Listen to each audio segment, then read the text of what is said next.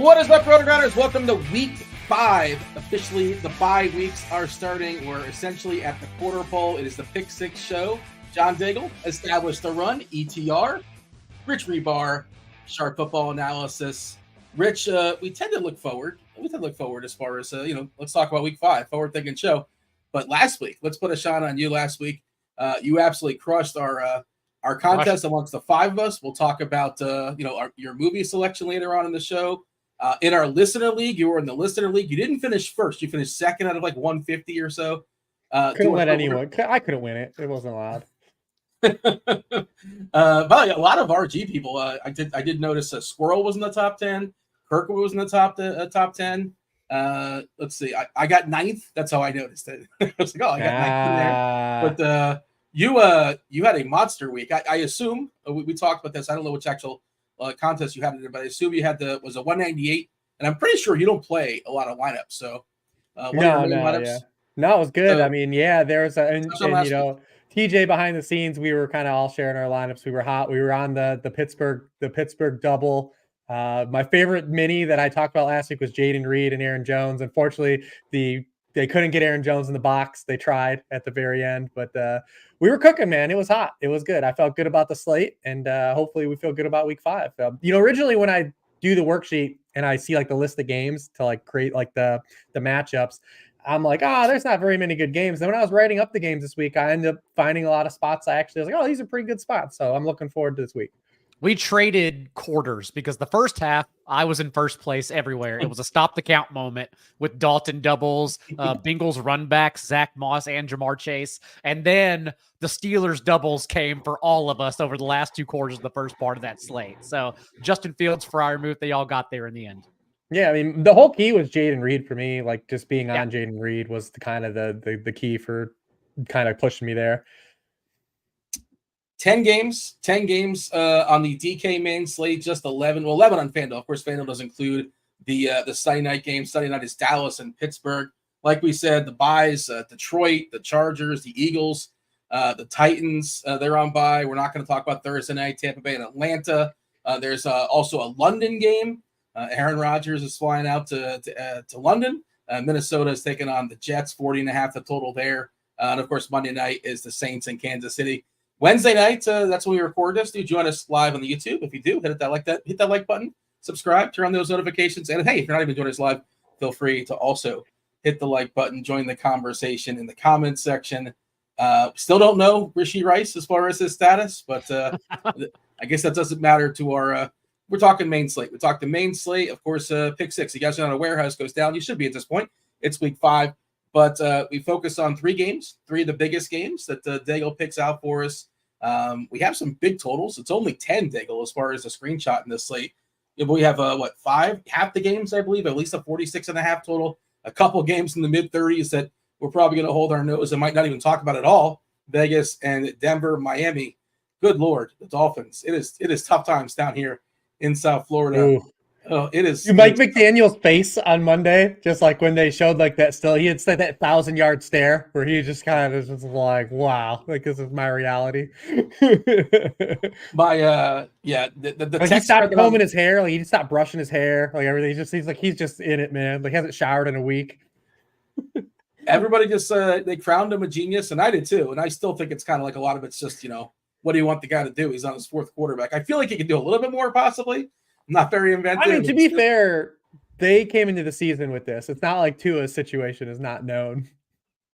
Yeah, who could have guessed if there was a draft? Like Tua's like the 1-1 of guy that would be most likely to fall in this situation. And a different conversation, but like, does he come back if they're 1-7? Like, should he come back? I guess that's his decision. He's going to. But I think he is too. But like, anyways, we don't care about week 9. We care about week 5 DFS. We care about this week and this week only. John, you have a general thought as far as the slate before we fully dive in? I think we have a lot. Considering it's only 10, 11 on FanDuel, I think we have a lot of good games to talk about. Yeah. It's early enough to where I don't fret dwindling down my pool just yet.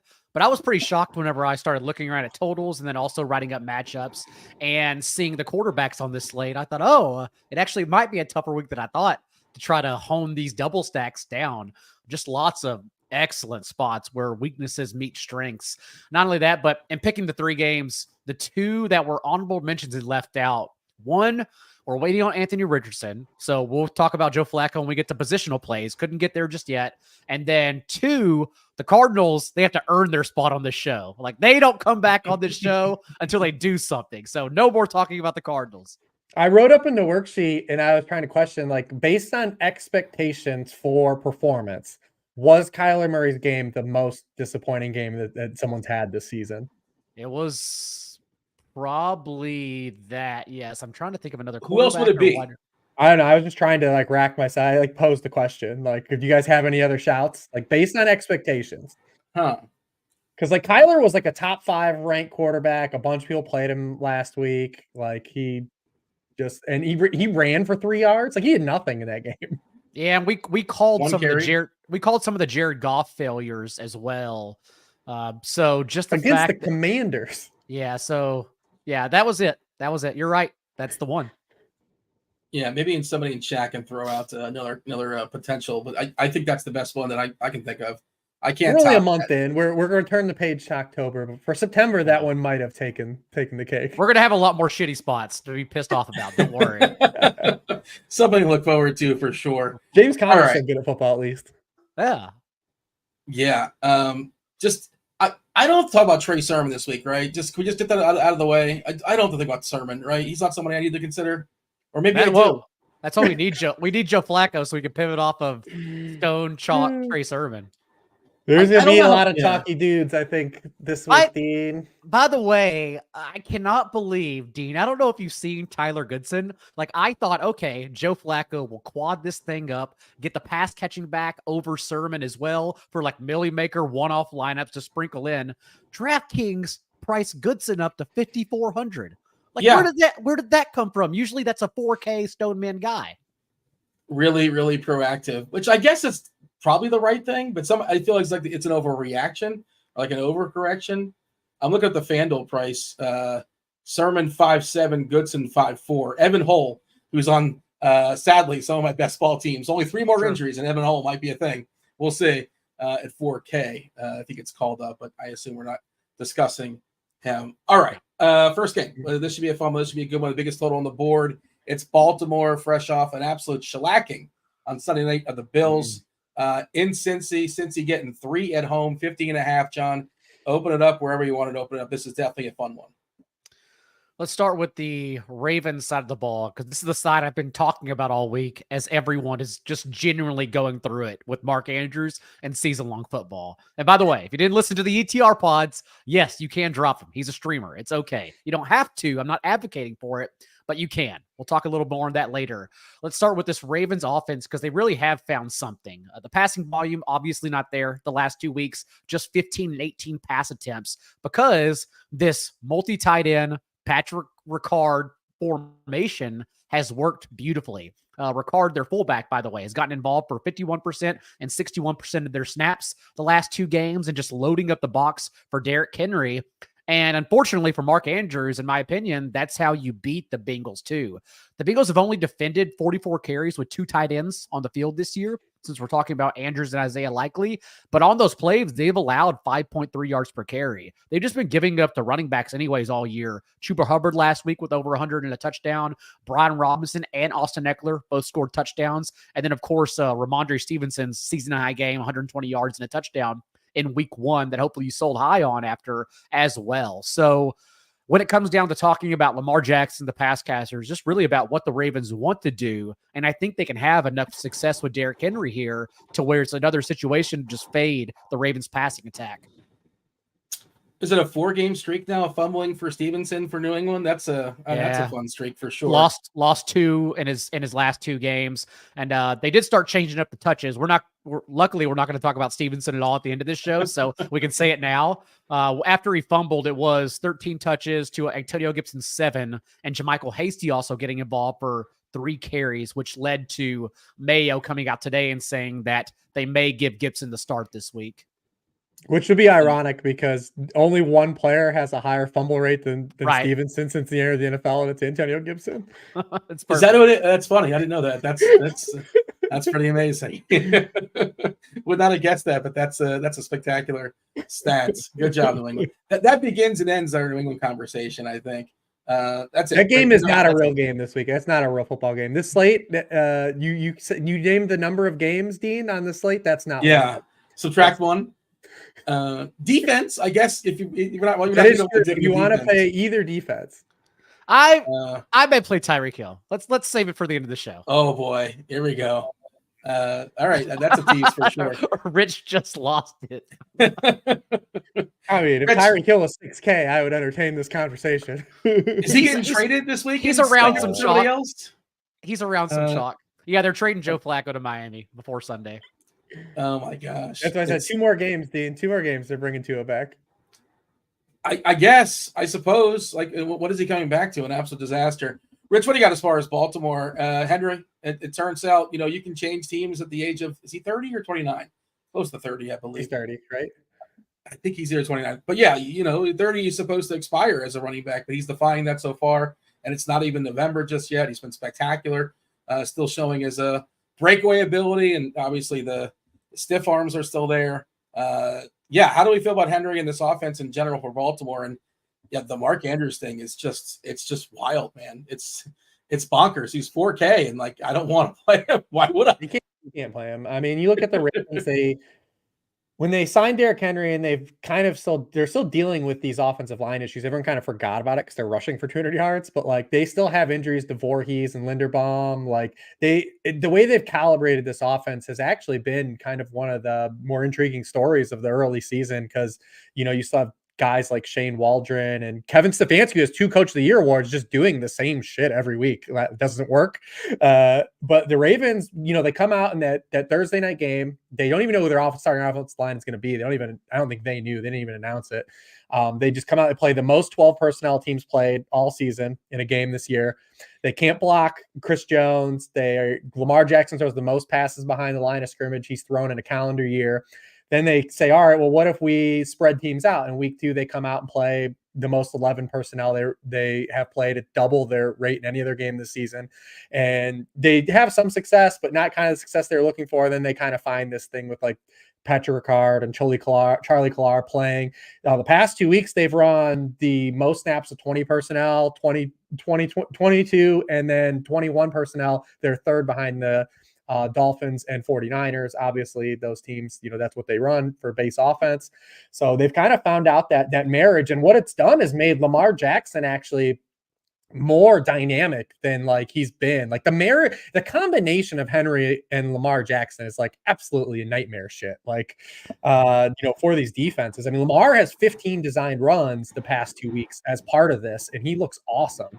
You just don't, I mean, how do you defend these guys? Like, they're a perfect marriage. And I didn't draft a lot of Henry and redraft because he's just not like the archetype of running back I typically like, but like, no one, when Henry was a free agent, like everyone kind of was like, yeah, he's going to Baltimore. Like, we knew like this was like a fit, and there was going to be success with this. And you're seeing that it took them a couple of games to calibrate, and you're finding it. And you look at this upcoming schedule, and there's just no reason when you see like their layout, Commanders next week, like they're going to keep doing this stuff. The Bengals are dead last in the NFL in success rate defending the run. They might not have Trey Hendrickson. We'll see if he's even available. And honestly, they've been dead last with Trey Hendrickson on the field. So, like, he's the only defensive lineman they have. They've been rotating guys. Rankins has been out of the lineup. Like, there's just no reason for the Ravens to have a game where they're dropping back 30 times. I don't see in the script. What's intriguing about this game is the Bengals side, because Mike Mack is gone, and Mike Mack owned Burrow. Like, absolutely. Like, the last 2 years, like, the Ravens have absolutely had Burrow's number. And, now what did Zach Orr learn from that? This Ravens defense has played pretty well the past 2 games as opposed to the opening 2. I know they gave up some points against Dallas, but that was all kind of junk script, and the Cowboys got an onside kick. There were some weird things that happened, but they've kind of found their way these past 2 games, especially getting Nate Wiggins back. Like, they've been good too. So the Bengals side's the more intriguing side, because is the Bengals side going to help us out and give some push? I mean, Vegas says so, right? Just 3-point dogs here. Can I just touch on, Rich, Lamar looks awesome. Henry looks awesome. None of the pass catchers look great. But like for our purposes, what we care about, can you really pair Lamar and Henry? Like it's not. Sure, you could. I mean, I guess you can get 5 touchdowns combined. I guess you can do it that way. But Henry just not being a pass catcher, but we get all the touchdowns in theory, right? So the problem is the cost to put those guys together is like really restrictive. That's what I'm trying to figure. Henry got the Saquon bump pretty because much. Where you would want to play Henry, FanDuel, I believe he's 92. Let's see. I have it right in front of me. He's 7,800 on DK. I know that. 9.2 on FanDuel. Yeah. Because especially FanDuel getting the 100-yard bonus is actually a big deal this year. Mm-hmm. And it certainly helps out a guy like Henry, obviously. Okay. I just thought I'd throw that out there. Is that something we can do? It's more like a small field kind of thing. You probably have to take on if you're going to do it, you take on some of the chalk, but that's okay. But you're going to see like if you probably have to play Sermon, you definitely have to play Wicks. Like, yeah, Sermon. We'll discuss, I suppose. You wanted to talk about Cincinnati. I derailed that for a second because I was just curious thinking about those two. I mean, they're the side like. Because what's interesting is they have these like 2 rotations going on. And then Chase is having really a weird starter usage season too. But so I kind of was like diagnosing the first month of what they're doing at tight end and running back. And like my conclusion, which is again, not worth anything, but if you're looking at how Chase Brown and Eric All are being used, they're very clearly being used in like certain sectors of the offense. Like Eric All plays in 12 personnel and basically 12 personnel only, and Mike Gesicki plays in 11 personnel. There's like a clear divide after 4 weeks. It's like a constant. So it's not surprising that when you look at these past 2 games against the Commanders and the Panthers, where they could have more rushing success and can stay in neutral game script, that you saw Eric All play and get some targets as opposed to the first 2 weeks, where the routes were kind of more in favor of Gesicki. And that has also led to Chase Brown. So Chase Brown is mixing in with the base offense, but he's not doing anything on passing downs. He has 2 snaps in pass protection through the whole season. So it's like if they're in a game, because no one's run on the Ravens yet. The Ravens have allowed 1 run of 10 or more yards, and it was the Xavier Worthy in week 1. That's it. So like no one's been running on them. So do the Bengals force, or the Ravens force the Bengals into a passing script, and we see less of Chase Brown and less Eric All and like more Zach Moss because of the pass protection stuff, and then more Mike Gesicki. But the one constant for the backfield usage is that Zach Moss is playing passing downs. Like that's the one thing that's been tried and true every week, where we've seen Brown mix in at the base offense the past 2 weeks, even at the goal line for the first time last week. Even Moss's receiving touchdown last week was in the 2-minute drill before the half. Like that was clear that he was the one on the field there. They trust him as a blocker as opposed to Brown. So what I'm hearing is that if you're going to play one of those two, you probably want to play Moss over Brown, considering how good that Baltimore Raven run defense is as well. That was like a goofy play, right? The Worthy rush touchdown was kind of a gadget play. I think it was an end around. It was end around. Okay. Yeah, something that might have caught him off guard. Even though it's still haunted like Worthy and season-long value to this day, because that week 1 game, it was that untouched end around and then the busted coverage receiving touchdown that made everyone higher on him, despite the fact he still struggled to earn targets within that offense. He kind of has to get him going forward, though, right? I think maybe last man standing, or just they all go to Kelsey, the corpse of Kelsey. I don't know. Well, that whole offense. It's not the corpse of Kelsey anymore. They don't have a choice but to rise that thing out of the grave. Undertaker, the Jamar Chase thing's been really weird. I've been waiting for it to like shift, and it just hasn't yet. I mean, he had the awesome play last week, right, where no one could tackle him on that 63-yarder, but he hasn't been targeted on more than 20% of his routes in any game yet this season. He only has a 16.9% target rate, and we would think a guy like Chase that's going to bump up, but man, last year it was 23.5%, 26% when Burrow played. Last year he had 29% of team targets, only at 18% through 4 weeks. Like it's pretty interesting. I also had this other nugget too, and I talked about this in the offseason. Burrow in general in these AFC North games has not been good at all. In 18 career games against the AFC North, he only has a 33% QB1 scoring rate and 22% top 6 scoring rate. So those are pretty drastic splits. This division beats the hell out of each other, man. Let's see. Jump in, TJ. Worth noting, this game is the slowest on the slate in the blitz game level factors. Is it a possible fade? I saw TJ, producer TJ, hanging out there in chat, and he was talking about maybe being under on the field, with the exception of Henry. John, you have some thoughts as far as the Bengals? No, I think Rich pretty much summed it up despite the high total. The fact that it's still just a receiver rotation. Like, I understand getting there with Yoshi Voss on Monday night against the Commanders, but now with T. Higgins back at full strength, we've seen the target share disparity. Yoshi Voss is still out there, but such a thin play outside of large field, especially since all he does really is catch those touchdowns, which again, fine for large field, but beyond that, it's still Chase, who we think will still come on at some point with this 17.5% target share the past 2 weeks to T. Higgins' 21.5% team high mark. So nothing beyond that, quite honestly.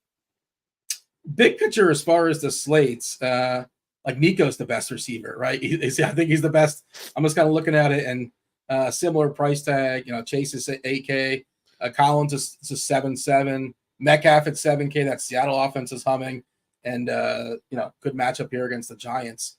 Maybe ownership gets pushed down a little bit as far as Chase. I don't know, but I assume you guys like Collins. We'll talk about Collins soon enough. I think this will be the way I'm looking at the slate right now, and it could change by the time we get to Sunday, but I'm thinking this will be a slate where more people play more mid-range wide receivers than we have, and people pay up for running backs, even with Sermon being on the board. I think a lot of people are going to want to get to either Henry, Jordan Mason, Kyron Williams this week at the top, or maybe possibly two of those guys.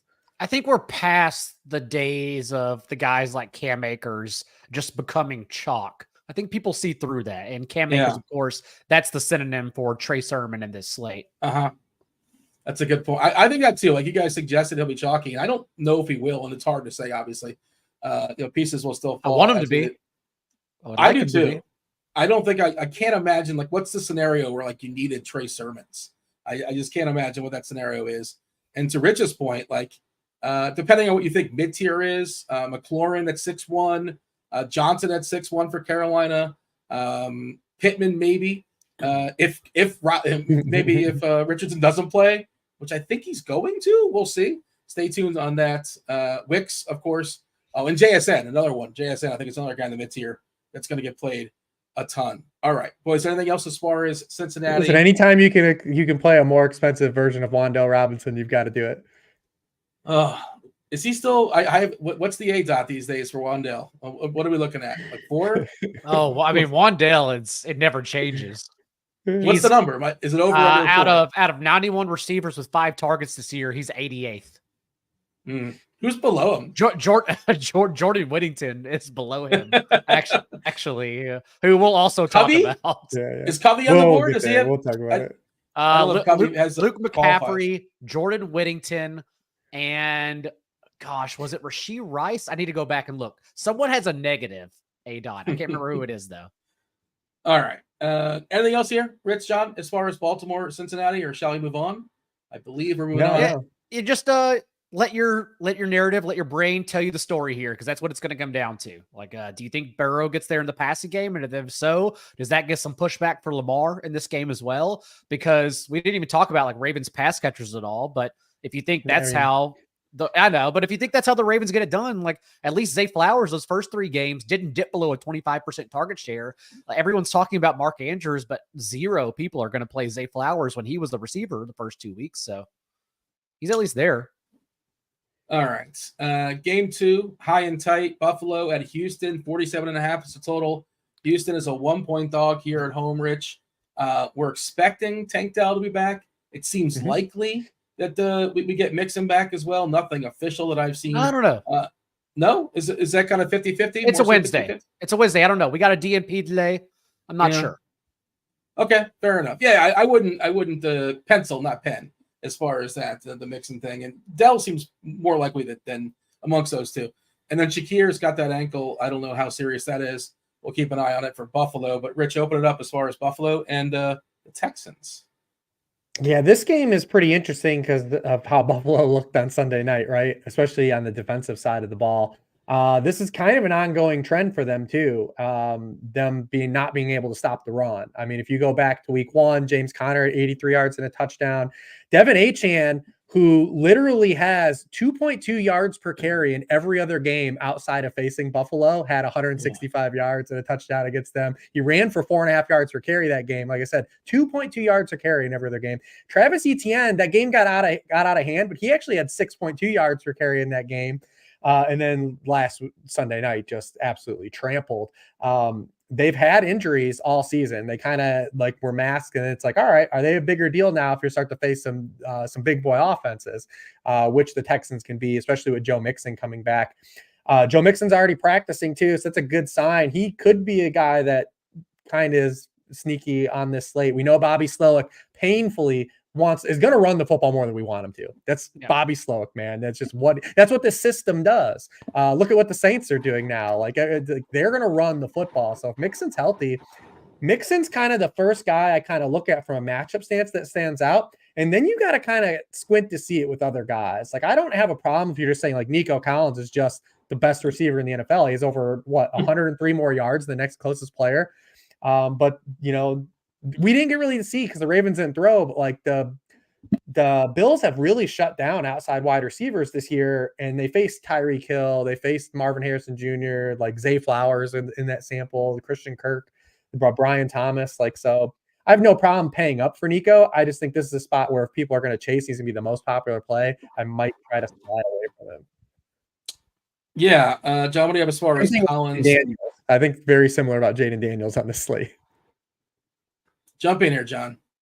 Jaden Daniels didn't even make my pool at the end. We'll talk about that when we get there, just because I think there are some massive 300-yard bonus guys here in this slate. But yeah, I'm glad Rich came at it from this angle, because that's kind of my exact take, is that we know how Bobby Slowick wants to play this game, and the fact that the the Ravens just had so much success on primetime doing just that, I kind of think we're going to see a lot of Cade Stover and Dalton Schultz. I think they're just going to load the box up here and get it done that way, at least try to get it done that way, and force the Bills to play more linebackers, which is going to be very concerning for the game script overall and just the overall ceiling for DFS. If Joe Mixon plays, I would definitely be interested, because he would be overlooked, I would imagine, since we've only seen one game and it led to 33 touches in that backfield. But more importantly, it's the fact that, like Rich said, Nico Collins and cast the first stone. If you don't want to play Nico Collins, I get it. I'm never going to tell you to fade like the GOAT himself. But yeah, Rich already said it. Just shutting down receivers from out wide. And instead, it's Stephon Diggs who kind of offers the highest floor here, because that's where the Bills are getting beat. They're one of only 5 defenses where targets have been funneled to over 40% of what they've seen from the slot. And then that's where Diggs, of course, has run 63% of his routes without Tank Dell the first 3 games. Like, just think back to week 1, Dortch had 6 catches from the slot. Waddle went 4 for 41. And then Christian Kirk, 8 catches for 79 yards before the Ravens played, and just couldn't. It's also a revenge game, as producer TJ points out. But the Ravens. You think that he's a vengeful guy, Diggs? You think he's going to remind CJ Stroud 100 times throughout the week? He really speaks quietly and holds the knife 100%. He's holding all the knives. Yeah. So now I definitely let it be known. Diggs is the guy I wouldn't even say I'm excited about, but he's the one that I think offers the highest floor. I know that. Yeah. How do we quantify that kind of thing, Rich? Because, like, again, the revenge thing, we sort of joke about it sometimes. I think sometimes, where the quarterback dictates, and you want to be on the good side of your receivers. And even there was that conversation about what do you got, John? Sometimes Aaron Jones gets 88% of the team's backfield touches. Yeah. Well, see, but that's the thing, is he got more than he probably should have. They tried to make it happen. What do you have, 27 touches? And I had a ton of Aaron. They wanted him to leap in that end zone, that Minnesota jersey. They did want him to score that touchdown. I do agree with that part. Yeah. But his touches were on the increase every single game before that. Rich called it on last week's show as well. Jones didn't get in the end zone, but yeah, they definitely tried. And I think they're going to at least try with Diggs. Obviously, he's got to be open. But I just think that, remember Peyton Manning talked about this? Like, it was a Harrison, and God, who was the other guy that ran with Harrison? Who was his second receiver? He was basically Reggie Wayne. There you go. That's who it was. Couldn't think of him. Good call. But basically, the old squeaky wheel thing, and like the receivers remind you, like, yeah, you haven't hooked me up in the last couple weeks or so. Like, and now I'm up. Baker told us he was going to throw to Mike Evans last week. That's why I put him on my tournament pool. Baker said I'm going to throw to him. I was like, all right. Yeah. The quarterback's telling you he's going to throw him the football more, but he's acknowledging. So, yeah.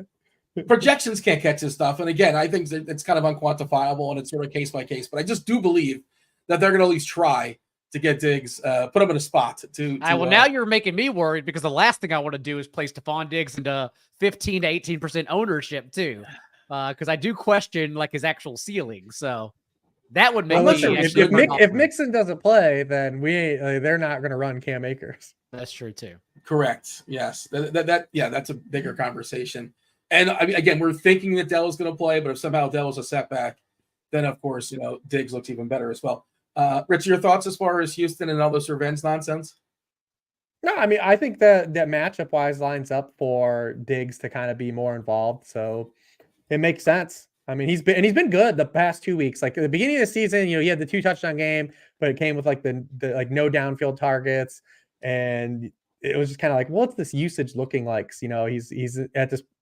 He's kind of wedged into the slot role. And then we've seen him actually play really well the past 2 weeks. It was actually his first rushing touchdown of his career. I think he was supposed to throw it, but was like, I thought so too. I'm just going to take it in. By the way, comment in chat. I don't know if you guys remember watching this video. I think it was on Minnesota. And they asked all the teammates, all the Vikings individually, like, which player would you not let date your sister? And like everybody said Diggs. Have you ever seen the clip of him on Family Feud? No. Oh yeah, it's his family or what is it? Yeah, there's a clip on Celebrity like Family Feud, for sure. Where you got to find it. Where like Steve Harvey just blank stares him like his answer. Like it's hilarious. Yeah, I forget the exact question, but he says something inappropriate where it's just like, oh. Steve didn't have his back. He sold him out. Give him the look. All right. Well, our favorite. If we're gonna stack this game, John. Give me the stack. How would you make it? Which quarterback would you start with? How many pieces deep will we get as far as stacking this game? I talked about the Texans. We can go to Rich for the Bills. We can go to Rich for Josh Allen. Josh Allen. Who do we stack with? Josh Allen. Yeah. I mean, the Bills like have this offense where it's just so nebulous. Like they all get the ball. Like no one gets the ball a lot. They all get the ball. It's democratic. It's even the backfield, man. Like it's been nice. We had to, because James Cook did this a little bit last year too, where like he'd pop off and then you just have like a game where like he does kind of nothing. The matchup wasn't good last week. But he hasn't had more than 15 touches in a game since the opener. They played some wonky game scripts. At least like the best thing you can say is that Houston the past 2 weeks has not played the run well as opposed to the opening 2 weeks. We'll kind of get some more reveal on like what was real or not. I mean, Minnesota backs had a 161 against them 2 weeks ago, and then Jacksonville backs had 150 yards against them last week. ETN and Bigsby mixing in. So splash plays. And James Cook's always just such a wild card in DFS, right? Like he's always priced like a little bit higher than you ever want to pay for him, but he can pop off in these big games. He can catch the football. When he actually pulls down those wheel routes. He reminds me of like, remember where like Shane Vereen, when Shane Vereen would like get like a wheel route like every 3 games? Yeah. But, like that's like Cook, but like Cook never catches them. Like he always drops them. It's like so frustrating. But I mean, Josh Allen, he's always played naked Josh Allen. Naked Allen, yeah. Or I think if you had to pair him with somebody, let's assume Shakir is in. For me, I think it's Kincaid.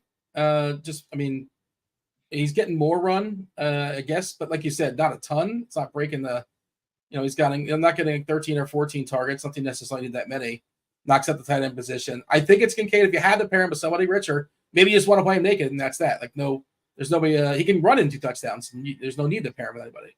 Yeah, this is the game they'll probably need him to, I imagine. And, you hope it's a little tighter than last week where it's just not a complete one-sided, game script.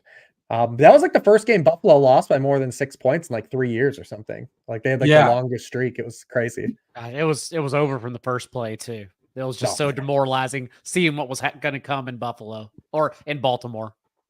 I was told the Bills were like tease proof. Like you just always take the Bills and the tees. And now they're not. After that game, that was over pretty quickly. They were getting like 9 or so in the tees, whatever the number was, I think. But they just got absolutely hammered there by Henry and Baltimore, and it was ugly and it was over pretty quickly. If you had to pick a receiver, John, on the Bills, who would it be? You just don't really want to. We're still waiting on this Khalil Shakir thing, but it'd probably still be Shakir, to be quite honest, because the way the Buffalo offense operates is just also not sexy outside of Josh Allen. Everything's so close to the line of scrimmage, and this is what Joe Brady did dating back to last year.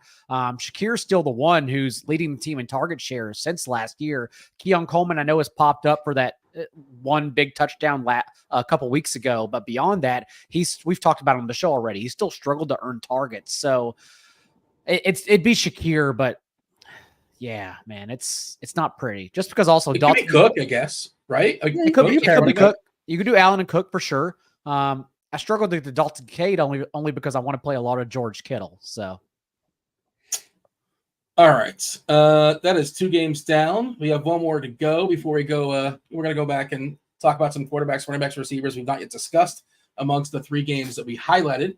Before we do that, I do want to mention Splash Sports. Bring your streak back with Splash Sports. Electrifying week of contests starting with the $250,000 second chance Survivor Revival, alongside with the 2K fantasy tiers, the $2,000 against the spread pick'em, now open in 34 states. That's Splash Sports. Splash Sports is your go-to platform for peer-to-peer fantasy and betting contest. Take on the RotoGrinders experts at splashsports.com/RotoGrinders. Also, we have a sweet promo code for y'all, Roto10. Put in Roto10 to claim your $10 credit after signing up for your first contest. I did also mention the RG Listener League earlier. Do want to shout out Rich finished second, which was spectacular. But first place goes out to Rory Donahue. My apologies if I butchered that name. I assume that's producer Devin or producer Steve. Somebody got in contact with you, slid in the DMs there in the Discord. If for whatever reason, do let us know, because when you win the Listener League, you get yourself a week free. A month free of RotoGrinders Premium. Do not forget to join in for week 5 every single week with RG's Listener League. Play alongside the viewers as well as your favorite hosts. You'll have a chance again to win a free week. Nope, a free month. Why do I keep saying a free week? I don't know why. It says that. It says a month, but I want to make it say a week. It's a month. You know what it is? My other reads are a week, and I'm just getting ahead of myself. There you go. You get yourself a month free. Check out the links in the description for more to get an invite. Spots are limited, I believe, to 200. We didn't fully sell out last time. Doesn't cost anything. It's free to play. Just go ahead and hit the link there in the description on the YouTube and join it and take it down. And you can't put a price on the shout out you will get on next podcast if you happen to take it down. All right. It is the 3rd game. It's the Packers. It's the Rams in a dome. Rams at home getting 3.5 points, 48 total here, John. Christian Watson out for the Packers. We saw Green Bay on the comeback. Just got to get a bunch of touchdowns, make that game interesting last week versus Minnesota. But Love looked kind of shaky from the start, but he eventually got there. We saw Dontavian Wicks take advantage of the opportunity of Watson being out. And, Kyron Williams is still basically the offense for the Rams. John, get us started. Pick wherever you want to pick as far as the Pack and Los Angeles. I'm glad to end on this one, since I was prepared to pour cold water on the Bills-Texans game. Rich came out, was a little concerned about Joe Burrow in that game. This one, I mean, just pick your side and go with it. I can't wait for this one. Let's start with the Packer side of the ball, because we know how much this Rams defense has struggled. I can throw a lot of stats at you, the only team allowing 9 yards per attempt through the air. They've allowed 8 touchdowns and 73% completion rate on throws 10 yards downfield as well. And the Packers and Jordan Love's 2 starts, we've seen 32 and 54 pass attempts. They've become more of a pass-heavy team when he's been under center. But really all you need to know is that Kyler Murray finishes the overall QB1 against the Rams. That's the stat to tell all your friends at the bar tonight, to whenever you think about who to play against the Rams defense. In particular, we talk about Jordan Love, and then you ask, okay, well, then where do we go from there? In particular, although you could attack the Rams however you want, we saw the Bears even have success with more of a downhill approach and giving DeAndre Swift 23 touches, who had a career or a season high best day, even his first touchdown as a Bear with that 26-yard run where he lunged over a linebacker. The Packers can opt to do that if you want to play Josh Jacobs, but I still think it comes to the air, just given how much, especially these outside cornerbacks, or just letting it go to everyone. And in that case, it becomes an interesting ownership conversation because Jayden Reed is the absolute man. Everyone knows that. 5 consecutive top 24 performances without Christian Watson going back to last year, not to mention this season having averaged 30 PPR points as well in the 2 starts with Love.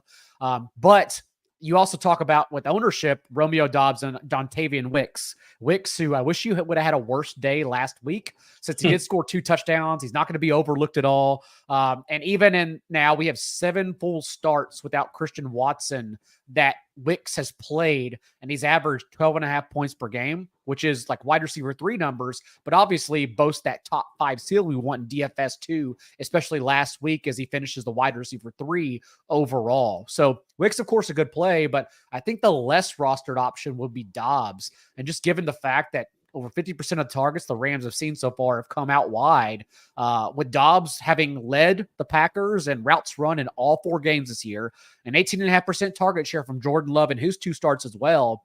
I think there is reason to play Doubs like into less ownership right now. I understand he's strictly a touchdown or bust option. That's why from Love, he's been the wide receiver 48 and wide receiver 54. But when we're talking about trying to get unique around the game that could possibly score the most points, he's someone who stands out at least for DFS. Our very early ownership of this game, and I stress very early. Let's see, Kyron 25%, Whittingham 21%, Jacobs 16%. Kraft 14, who's just flew past Musgrave. Wicks just 13, Reed just 12. I think that's low. I think that's going to change. Doubs, for what it's worth, is 2%, which is like, that's pretty, but those numbers have to move. I just thought that was interesting to note here. This Green Bay offense looks like it's well positioned against the Rams. I'd play Reed. You don't have to make this option because Reed's salary's not there yet. I'd play Reed over Nico in a vacuum this week for sure. Interesting. Yeah. I think they're going to be paired together possibly in cash games. Like we'll see how that goes. Yeah. But yeah, I like that thought process. Jump in here, Rich. I think, oh man, you know it better than I do, but I was looking at the worksheet over there at Sharp Football Analysis, and this was the game, right? This is the stat that really popped for me was the Packers. I think have had like the most plays above like 25 or 30 yards, whatever the number is, and the Rams give up the most chunk plays. And it's like the most chunk plays versus a team that gets the most chunk plays. This looks awesome for the Packers, right? Am I close to the Rams. It looks like they're going to get Darius Williams back. I don't know how much it's going to matter, but it looks like he's going to play this weekend. I don't know if it's enough to help them. This game is like kind of a pick your poison game, though. The Rams do play a lot of cover 3. They're 10th in cover 3. They don't play any man coverage at all because they just don't have the bodies. Wicks leads the team, even on this partial sample. Wicks leads the team in targets against cover 3 and almost 3 yards per out run, even going back to last year. And then Reed also smashes in single high stuff too. So Reed is averaging 5 yards per target against cover 3 this year. Again, small sample size stuff because like he's popped like so with just 2 massive games with Love out of the 4. But those 2 guys look really good. I mean, the Josh Jacobs side I think is really interesting here. So the Rams, the only team that's trailed for more snaps in the second half than the Rams is the Dolphins. And because of that, they face 27 backfield runs per game. That's 29th in the NFL. Only 3 teams in the NFL face more backfield touches overall than the Rams. Jacobs has only faced one of those teams, but that team was the Colts, who he had 151 yards against. I think this is a spot for him, man. They've ran into 2 kind of matchups that weren't that good for him. We know that this team's invested into him. Emmanuel Wilson has played good. I still can think Emmanuel Wilson will work in, but man, Jacobs kind of feels like the guy as the leverage play in this game because we know he's going to get touchdowns. I mean, he's been shut out inside the 5. He's got goal line carries and just has been shut out. So, I mean, he's a guy that kind of stands out to me because I have no pushback. If you're going to play a pass catcher for the Packers, yeah, sure. Do it. Play them all. Play Jordan Love. Play all the guys. I had a stat that the Rams are allowing the most passing points per attempt in the NFL. So Sam Darnold leads the NFL. It's basically the dead even. So the Rams are allowing basically this 2024 Sam Darnold to every quarterback. Every quarterback that they face. So that's kind of some perspective on how bad they've been, is how good Sam Darnold's been. So you play all the guys, man. Play all the guys. So Reed, Wicks, they're going to be popular. Doubs as well, a little bit less as far as the ownership. a way to be different. You said play all the guys. Is Melton one of the guys? Heath, is he one of the guys? Are those guys? Probably not. Or is that just like 1 in 150 You're just not going to have the opportunity. Like even with a touchdown, those guys might not get you. Yeah. Okay. I'm just trying. I feel that way about Kraft too. I have no problem because of Kraft's price, but like we've done this with like every tight end every week. 1 week it's Hunter Henry. Everyone picks him up on waivers. The dude just ghosts the week after. Isaiah Likely in week 1. Like Kraft is still he's Jordan Love anyway since the start of last year has only targeted tight ends 20% of the time in 2 different games since the start because they have good receivers. The ball goes to receivers. Like they threw the ball 50 times last week. Like Kraft ran 48 routes. Like is that happening this week? Like I have no problem with the price. Punt with whoever you want to punt with. The spot's good for the team, but I mean we've done this with so many tight ends over the course of the season already. Yeah, I mean they passed a ton obviously because they're behind a good chunk of that game too. By the way, Miami have they still not been in ahead? They haven't led for an offensive snap. They won week 1 obviously, but it was a walk-off field goal. So they haven't won an offensive play with the lead in a game this season. Just amazing. All right, John, you like your trips. Sometimes you like your quads. Yeah. Is this something you've considered, and is that something you've worked out as far as Green Bay? Well, very clear. Oh, I mean, we know what the quad is. It's if you can get it, it's Love, Reed, Dobbs, Wicks, and Dobbs and Wicks are not even expensive enough to really care. You still have the salary to allocate elsewhere, and of course, like Rich said, Jacobs is a fine leverage play. We talk about those spots all the time, but yeah, the onslaught seems to be my favorite from the Packers side, especially because the Rams, you kind of know where the ball's going. Like DeMarcus Robinson is out here running routes, but it just doesn't matter. He's like the poor man's version of Dobbs as a touchdown or bust only guy who's doing wind sprints. Like really it's been Tutu Atwell who's led the team in receiving yards the last 2 games. And then last week we saw Jordan Whittington pop up in that Cooper Kupp role, who at least offers a high floor for PPR leagues. They didn't do that. They ran 2 tight end sets. I think we talked about that last week too, against the 49ers to get another linebacker on the field. And then last week went right back to 11 personnel because think back to 2 off seasons ago when the Bears sunk over 150 million into linebackers in free agency. Like the Bears go 3-4 linebackers deep. You don't want to play multi tight ends against them. So we saw Jordan Whittington come on the field, and thus he then led the team in both targets and routes run. I would imagine everyone else knows that as well, especially for a site like DraftKings where we get points per reception. So nothing really stands out, honestly, outside of you know who to play for the Rams. I would much rather, though, onslaught the Packers side of the ball. This game also has sneaky potential to be slower than people think as well. The Rams have really, like, their process since all these guys have died for their team has just been to slow the game down, like to slow it down as much as possible. I mean, they had a 70% drop back rate in week 1. Then it went to 61.5% to 52.7% to 55%. Like they're 8% below pass rate expectations the past 3 weeks. Like their plan is just like, we don't have the bodies to get in shootouts. We want to just try to muck up the game with Kyren Williams, hang around, see if we can make some plays and, try to get there that way. Cause they know they just don't have the bodies on defense and offense to just go drive for drive with teams. So all things considered here, Rich, you got to pick a run back for the Rams. Kyren, of course, is going to cost you, but he looks pretty good. But again, salary is a thing. Atwell, Whittington, Parkinson, if you're throwing that dart at a tight end, give a preference amongst those 4.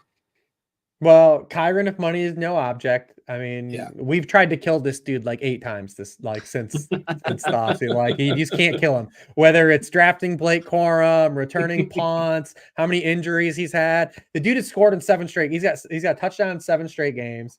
He just keeps getting there. He's got 82% of backfield touches. Like he's not going away, man. Like he's doing it. And the Packers have given up some big games.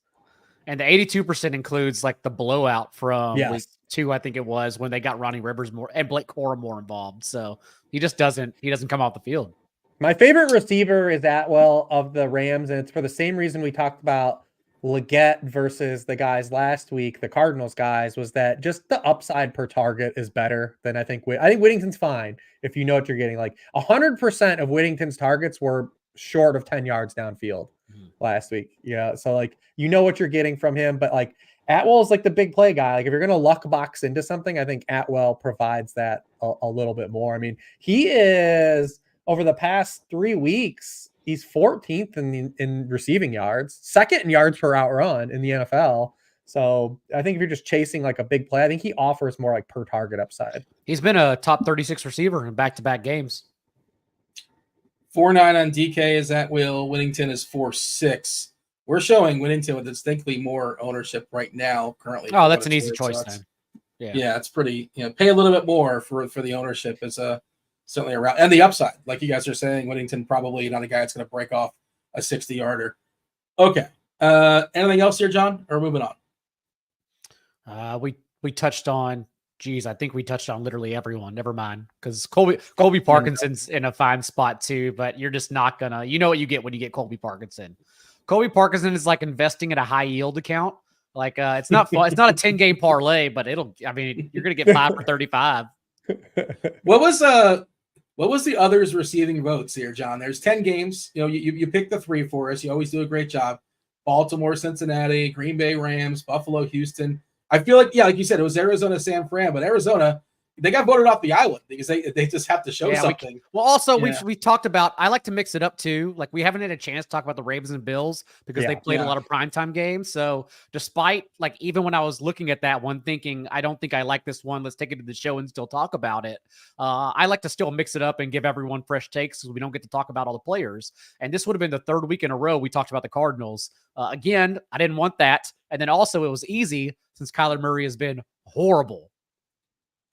Yeah. And then one good game he had against the Rams. We had Joe Flacco, we're about to talk about it. I think there are enough interesting spots on the Jaguars side too, where that's going to be a fun game, but we also don't know yet if we have Flacco.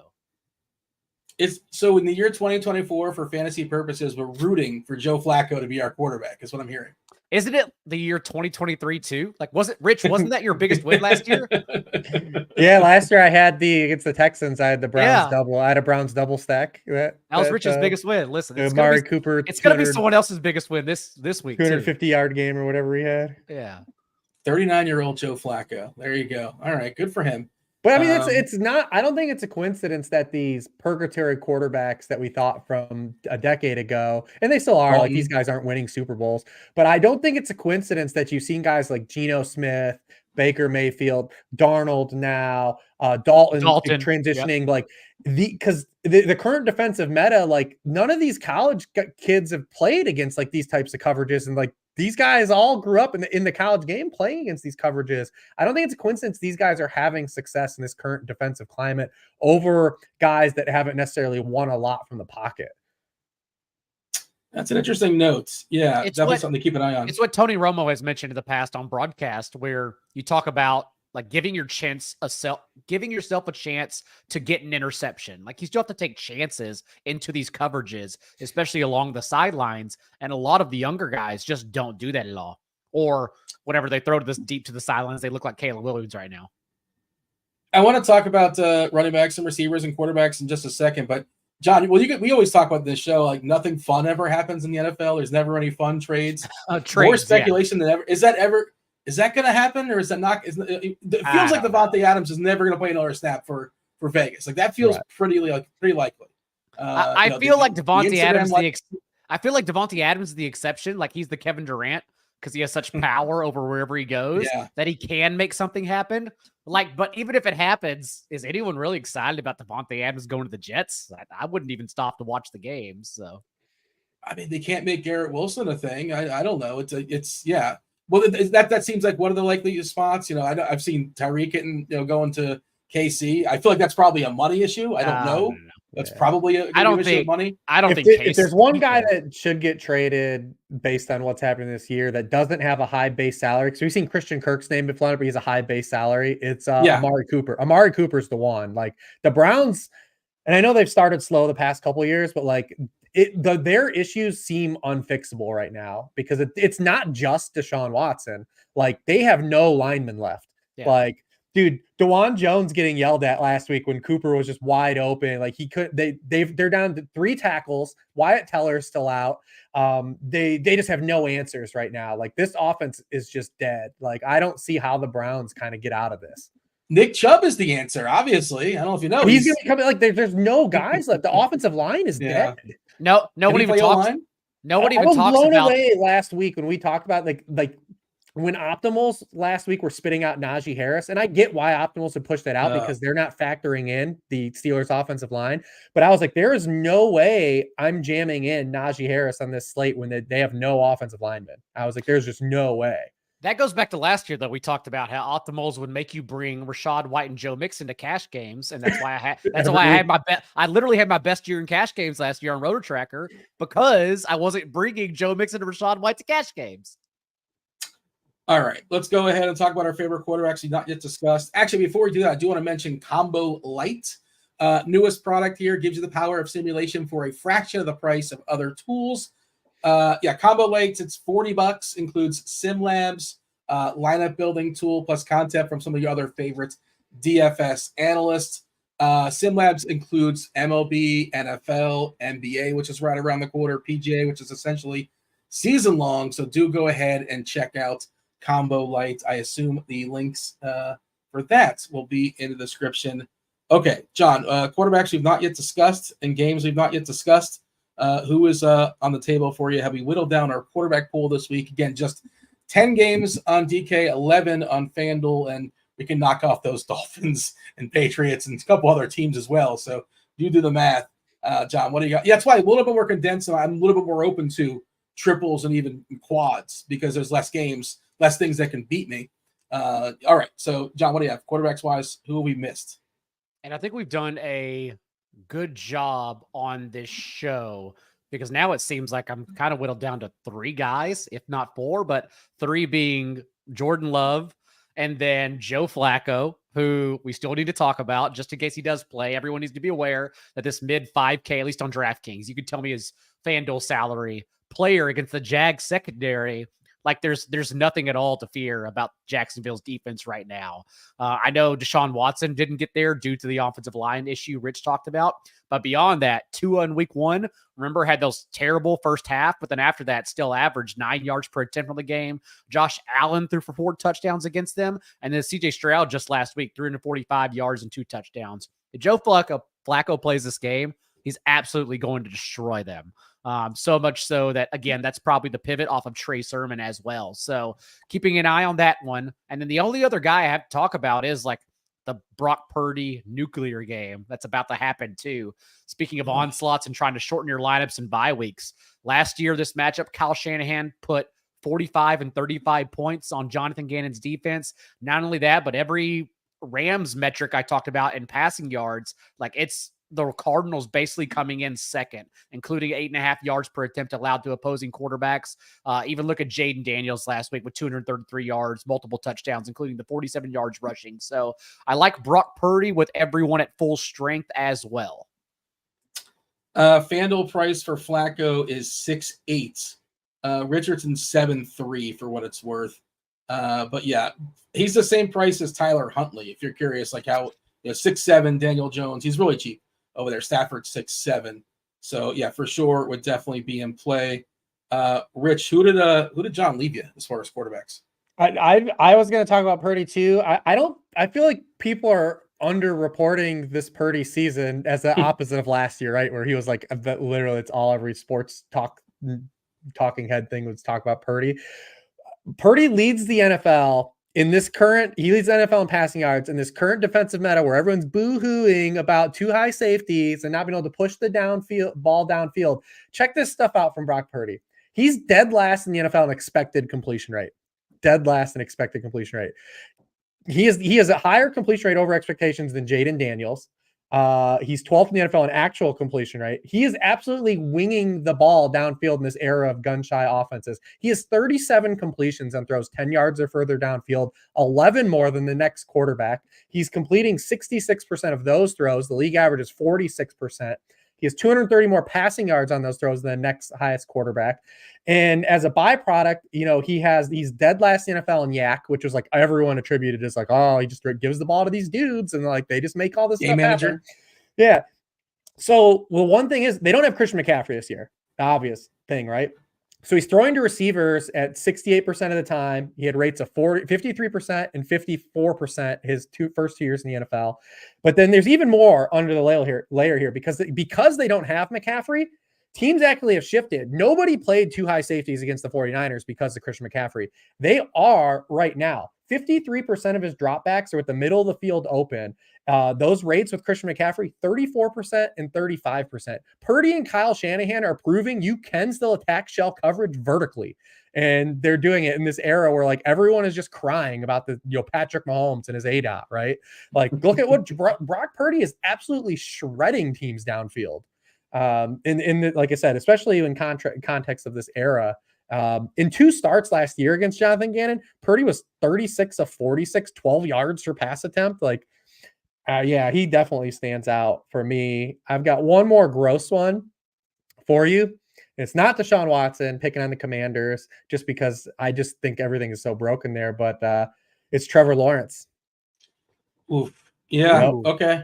Go for it. Yeah. And it's similar layout for last week, right? With the Justin Fields take. Every team that has played the Indianapolis Colts has run their most offensive plays the game they played the Indianapolis Colts. Also, as bad as Lawrence has been, the thing that he's bad at this year is hitting the free plays. They're hitting shot plays. It's just that he has the highest inaccurate rate on throws under 10 yards downfield. But even as bad as he's been against cover 3, 25 of 36, 70% completion rate, 8.5 yards per pass attempt. Guess who is coming into town? Our buddy Gus Bradley. Once again, the cover 3 specialist, Gus Bradley, 47% of passing plays. Trevor Lawrence has been a QB1 scorer in all 4 games they faced Gus Bradley. In those games, Gus Bradley has actually upped his rate of cover 3 against Trevor Lawrence 58.5% of the time. Lawrence has completed 79% of his passes in those games against cover 3. The Colts just put their 3rd defensive lineman on injured reserve this past week. And then just from a top-down stance, they've been bad pass defense. And they're 23rd in passing points allowed per attempt, 27th in passing points allowed per game. It's a gross pick. I know no one wants to play him because they think it's dead, but like you got pieces you like Brian Thomas is. I'll talk about him. He's in a good spot. Christian Kirk's like they're getting Evan Ingram back probably. I feel like Trevor Lawrence is actually a pretty good play on DraftKings where he's only 5'7". I think FanDuel is a lot tougher because he's in that strike zone still where it's like, I'll just pay up for Purdy. But 5'7", I think is a spot where I'm going to play some Trevor Lawrence. I got to Brian Thomas. I did not get to Trevor Lawrence. That's what I was going to ask. The favorite pairing of Lawrence, was it Thomas? Was it Kirk? And Ingram coming back probably hurts just a tick of Thomas's ceiling and Kirk's ceiling. And not to say you can't play those guys, but I think Ingram's more of a threat than Brenton Strange. Do you feel the same way, Rich, as far as Thomas versus Kirk, or is it kind of? I just think on a per target basis, Thomas has just been so electric. Like, there's just no way they can just like hide this dude. He has 25% of the Jaguars PPR points this year. That's good for wide receiver 6 on the season for share. And he's like not even like really all the way full time yet. He's averaging a full yard per route run than Christian Kirk. Like, he's just been so damn good. They can't hide him. Like, he's just forcing his way into more targets like we've started to see. They said this was going to be an all-time receiver class, and it's looking like they're right? The early receipts. Also, Brian Thomas gets the best of that match. But I talked about, he has a team high 24% of the targets against cover 3, 4.1 yards per route run against cover 3. Small sample stuff over 4 games. But like, I feel like, again, like Christian Kirk, the way for me to get there at Christian Kirk is he has to have like 12 targets. I can get 8 Brian Thomas Jr. targets and get there. 2 questions before we move on. One, why not Geno Smith? Did I not hear Geno Smith? Is nobody like Geno this week? No, I'm fine with them. You worry about the Giants pushback. It's what happened to Dak last week. Dak started off in the first half of that game was awesome on Thursday night, and the Giants couldn't score any touchdowns, and Dak threw for 50 yards in the second half. I'm going to jam the shit out of some Kenneth Walker. I know that. Let's say Kenneth Walker made it, not Geno Smith. Playing a ton of Kenneth Walker. I know that. I think people saw him score 3 touchdowns. That's not going to be a sneaky, obviously, right? But the other thing is, though, like the Giants are 7-point dogs and the Cardinals are 7-point dogs. Well, I mean, if you're going to use the punchback, you think Arizona's going to stick around? No, because I think Purdy on a per target basis just does more. Okay, that's good. Yeah, gotcha. And your favorite receiver with Purdy? I think DK is in play. So I mean, I like DK Metcalf too. So that just naturally leads you to Geno. I just think Geno runs into the short end of the stick. Like when, like, I'm like you guys, I want to whittle my QB pool down. If Geno makes your pool over Jordan Love or over Purdy, I actually don't have a lot of pushback on that. He's just, I prefer those other guys a little bit more. Yeah, we currently have him as the highest owned. I mean, obviously, I don't really great season-long play and pick though. Geno has 3 top 10 scoring weeks already. Mm-hmm. Great value. Guess who doesn't have 3 top 10 scoring weeks? Patrick Mahomes. Kyler, yeah. I have Kyler Murray. I have Geno and Purdy on the same team. I hate having 2 quarterbacks because it clogs up the roster spots, but I can't really cut one. I don't think they're both been really good. But nobody cares about my season-long team, and we can move on. All right, let's talk about some running backs. Rich, the floor is yours. Open up some RBs. We just hinted at Kenneth Walker. I mean, the guy is just so good at creating his own stuff, right? Like that was the big thing with Charbonnet that I think that we saw the roadblock that he ran into is this offensive line still isn't good, but Kenneth Walker is literally the running back that, turn chicken shit into chicken salad. Like that's it. That touchdown, that 21-yard touchdown he had in the fourth quarter last week, like how many dudes score on that play? Like him? Like how many other guys like really could have scored on that play? Just a fun ass player, just super fun. Like he had that play earlier in the game where he got like suplexed and like stayed on his feet and like it's just a really fun player. He'll have some strikeouts, but like when he hits home runs, he hits them. The Giants have been absolutely terrible against the run. 5.1 yards per carry to running backs, 141 yards from scrimmage to backfield. So play him. Keep playing Jordan Mason. We talked about the guys though that I think that are largely going to pull outside of Kenneth Walker. I like the baseball terminology. It is playoff season. Good luck to your Guardians taking on the red hot Detroit Tigers. I'm going Saturday. I need Scooble not to pitch Saturday. Push Scooble to Monday. There you go. Yeah, it should be a fun series for sure. And yeah, Houston Astros got swept, as did Baltimore. Baseball playoffs are just really, really wonky. John, jump in here. What do you got as far as some running backs? Who's left for you? Couple more left that are very ugly. We're going to mention them anyways, though, if you're trying to pay down, because I think they're better plays than Trey Sermon. That includes DeAndre Swift, who we could get the rug pulled on the goal line like last week when $4,100 Roshan Johnson got there with the goal line carry, but it was still 23 out of 30 backfield touches for Swift. This Panthers defense that you could already run over also lost Shaq Thompson and Josie Jewell last week. So if they are trying to change the meta and just get Swift going more, I think he's an interesting play. Curious at where his ownership will come in on Sunday morning. And the ugliest one that no other show is going to talk about is that I think Javonte Williams may be in store for a good week. We have Tyler Bidet obviously injured now, and they've been looking for anyone else to step up. Javonte's coming off a season-high 16 carries, and then this Raiders defense is still one you can run on. Jerome Ford had over 5 yards per carry. Chuba Hubbard got to over 100. Both Derrick Henry and J.K. Dobbins, who had 130 yards in week 1, scored touchdowns too. So Williams is still in that price where they did not, for obvious reasons, they didn't push him up at all. He's still quite cheap. And so I think I'm interested around as a chalk pivot on Javonte. Is Crosby questionable at this point? We don't know about Crosby for the Not Raiders? Not sure yet. Okay. All right. Yeah, that is kind of a gross one. But it makes sense the way you lay it out. I don't hate it. The absence of Bidet. McLaughlin's still there. We can't all Kyrie and Derrick Henry. All your salary's gone. We need to pay up for this guy. Jordan Mason, Kyron Williams. It goes up quick. You feel like just trying to think of like lineup construction, and if you're not playing Purdy, then play Mason, right? If you're not playing Lamar, then play Henry, like that kind of thing. Like they're going to score 30 points.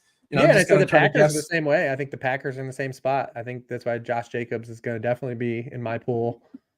Yeah, if Mixon plays, play Mixon. We talked about Geno and Walker, like. Yeah, which is the reason why I might not. I mean, I'm probably not going to get the triples. I understand the argument for triples. I just think there's like a lot of good spots and a lot of good routes, and if you can just try to hit that, I think that's probably why I end up leaving Nico out. Quite honestly, again, he deserves that salary. I'm not even complaining about it, But when I'm trying to will it down, I think there's some ceilings here I want to chase at cheaper prices. Yeah, I think that's where like my initial thought is to do something where it's like, when we'll see about the Flacco situation, but you got guys like Deontay Johnson and Pittman, the two Packers wide receivers. You've got a lot of options to kind of stack one of those guys. Maybe, even if you want to pay up a little bit for another player to mix in there, and then just get in 2 to 3 of those power backs and just kind of play it that way. John, I'll give you the lead here as far as receivers. Receivers we've not yet talked about. What do you got for me? Rich stole the thunder on Brian Thomas, but that's as far as I got with the Jaguars offense, just because what he's been doing against cover 3 and zone coverage in general. I do think, as that style of big explosive player, that he'll naturally over time dominate contested catch situations and just being left on an island in coverage. But right now, just against zone coverage, over 3 yards per route run, 10th in target share against zone coverage this year too. So Brian Thomas, definitely someone I want to be higher on, especially if people are just going to kind of lose him in the fold.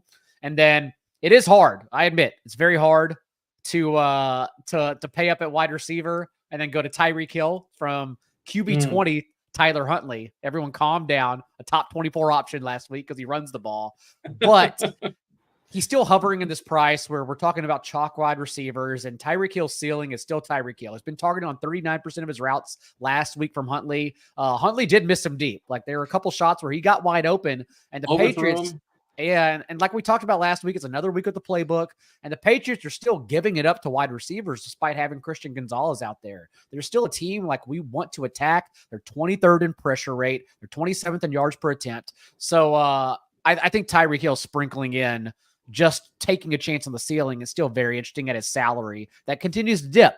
Maybe it should dip further. I agree, but it still continues to dip, and it's pretty cheap.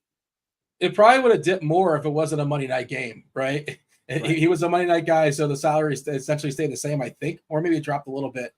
But I just don't think they also want to play with fire. Like if Huntley was going to be good, and then you got like a 7K Tyreek, like they're not messing around that. He was competent with Baltimore, at least the way I remember it, with Baltimore in a small sample. Didn't he have a Bridgewater? No, you're talking about Huntley? Wasn't Huntley like a decent? No, he's literally now made 10 starts. He has one QB1 finish, and it was the QB1 overall, the Packers game where he ran for 2 touchdowns. Valdez Scantling was the pivot that game. That was when the Ravens had like every dude hurt in their secondary at that point, like at the end of the year, and everyone was playing the wide receiver ones, and everyone was going to jam in Devontae Adams, and Valdez Scantling scored 2 touchdowns. I won 6 digits. You had a lineup with Scantling and Huntley. I remember. That's actually still like my biggest day ever in DFS was Huntley running it back with Adams. Yes, because no one played 2% Huntley. I was at a bar in St. Louis. That was like pandemic or post-pandemic time. Who knows why I was in St. Louis, and who knows why I was like outside Cardinal Stadium, randomly at a bar, watching the game with the owner of the bar right next to me. But that was the day. Won 6 figures with Huntley. That's pretty spectacular. Yeah. He has a special place in the heart, which is why I'm talking about Tyreek Hill at 7,600. Bartender got a pretty sweet tip that night, I would imagine. So. He wanted me to record because I had a Sunday night show at the time. Well, still to this day. He wanted me to record the Sunday night show like in the bar and project it on the wall. But at that point, it sounded more like cocaine ideas. So I was like, I'm good, man. Like, I'm just going to have a Budweiser and get out of here. Rich, receivers? Who did we talk about? We talked about Brian Thomas Jr. I mean, obviously, DK Metcalf, you can keep playing him if you're going to, play guys in there. 2 gross ones. I'll say a Bronco too. A Cortland Sutton. He's just getting so many targets, and like the Broncos finally have a matchup where maybe they matter. We gotta get on the Knicks train. We're still counting on Bo Nix to throw him in his orbit. Bo Nix reminds me, and it's only a 4-game sample. He has time to change this narrative, but he reminds me so much of what we had from Kenny Pickett. Where like they're winning these games, he sucks. Everyone's like, look at how athletic he is. Like they're winning games, like they won a couple games, but just like doing nothing. But maybe against the Raiders, they face the Jets, they face the Bucs, they face some tough teams. So you look at 27% of the team targets. It's wide receiver 10 in the NFL. He has 46% of the air yards. It's wide receiver 6. And then the Raiders got off the hook last week for Amari Cooper. He was all alone for a touchdown that Watson was going to throw to him, and DeJuan Jones just missed his block and got yelled at by every player. Even Jameis Winston yelled at DeJuan Jones on the sideline. Nicest guy in football. And then Cooper had an 82-yard touchdown. Was it a hold? Maybe. They called it a hold, and that came off the board. But the other receivers, Ladd McConkey had a touchdown against them. Zay Flowers, 7 for 91-1. Deontay Johnson, 8 for 122-1. If there was ever a game for these targets to turn into something, it would be this one. And then Mr. Cooper himself. I can't get to Watson in my player pool, but even Marv got the touchdown last week, even though the Cardinals sucked. Marv still got the touchdown. Cooper's running the most routes in the NFL. The Commanders are still allowing, with last week factored in, the most PPR points per game to opposing wide receiver ones, 26 points per game. They've already allowed 10 touchdowns to wide receivers. So those two gross ones. Flacco, do we need Flacco to play Pittman or play Downs? I don't want to say need, but like we feel better, obviously, if Flacco's there. We don't care either way. We don't have any interest in Pittman or Downs. I would be kind of interested in Pittman still. People are kind of attributing to Pittman's game last week all for Flacco, but he had 60 yards from Richardson on the first two drives of the game. Yeah. That would be my concern, is that Downs would get really popular. Yeah. TJ, by the way, was saying TJ would play Richardson. And yeah, I guess, if you just can deal with the swings of Richardson, right? We've seen him have ceiling games when he plays all 4 quarters, which I don't know. You probably have the stats. Maybe half his games he's finished at this point. He started 8 games and he's left 4 early now. Yeah. There you go. Yeah. And be honest, last week is on Steichen. Like, the dude left the game for 3 plays, and the very first play you call designed run, like he got cracked in the ribs. He leaves the game for 3 plays, and the first thing you do is run him on a designed run. Started hot too, like that first 30-yard shot downfield. I mean, Jags play a ton of man coverage. I think Pittman might be in my player pool regardless. Okay. Yeah, I think he's cheap enough, 6K. Of course, a little. And he's going to be popular if we get Flacco. Yeah. Which, again, just a weird sentence, but I think you're right. One of those guys in the mid-tier. Both Pittman and Downs will be popular if we get Flacco. Yeah. We haven't discussed Neighbors. I assume you guys think he's fine, just all the targets in the world. We didn't, obviously can't really mention. I think it's the same thing. Like those types of guys, like Nico Collins. Like if you just want to play them, like sure. You can always play them. Sure. Okay. You're getting the short straw, Rich. You're talking about tight ends first. What do you got for us? I don't get the JSN thing from chat though. I don't get it.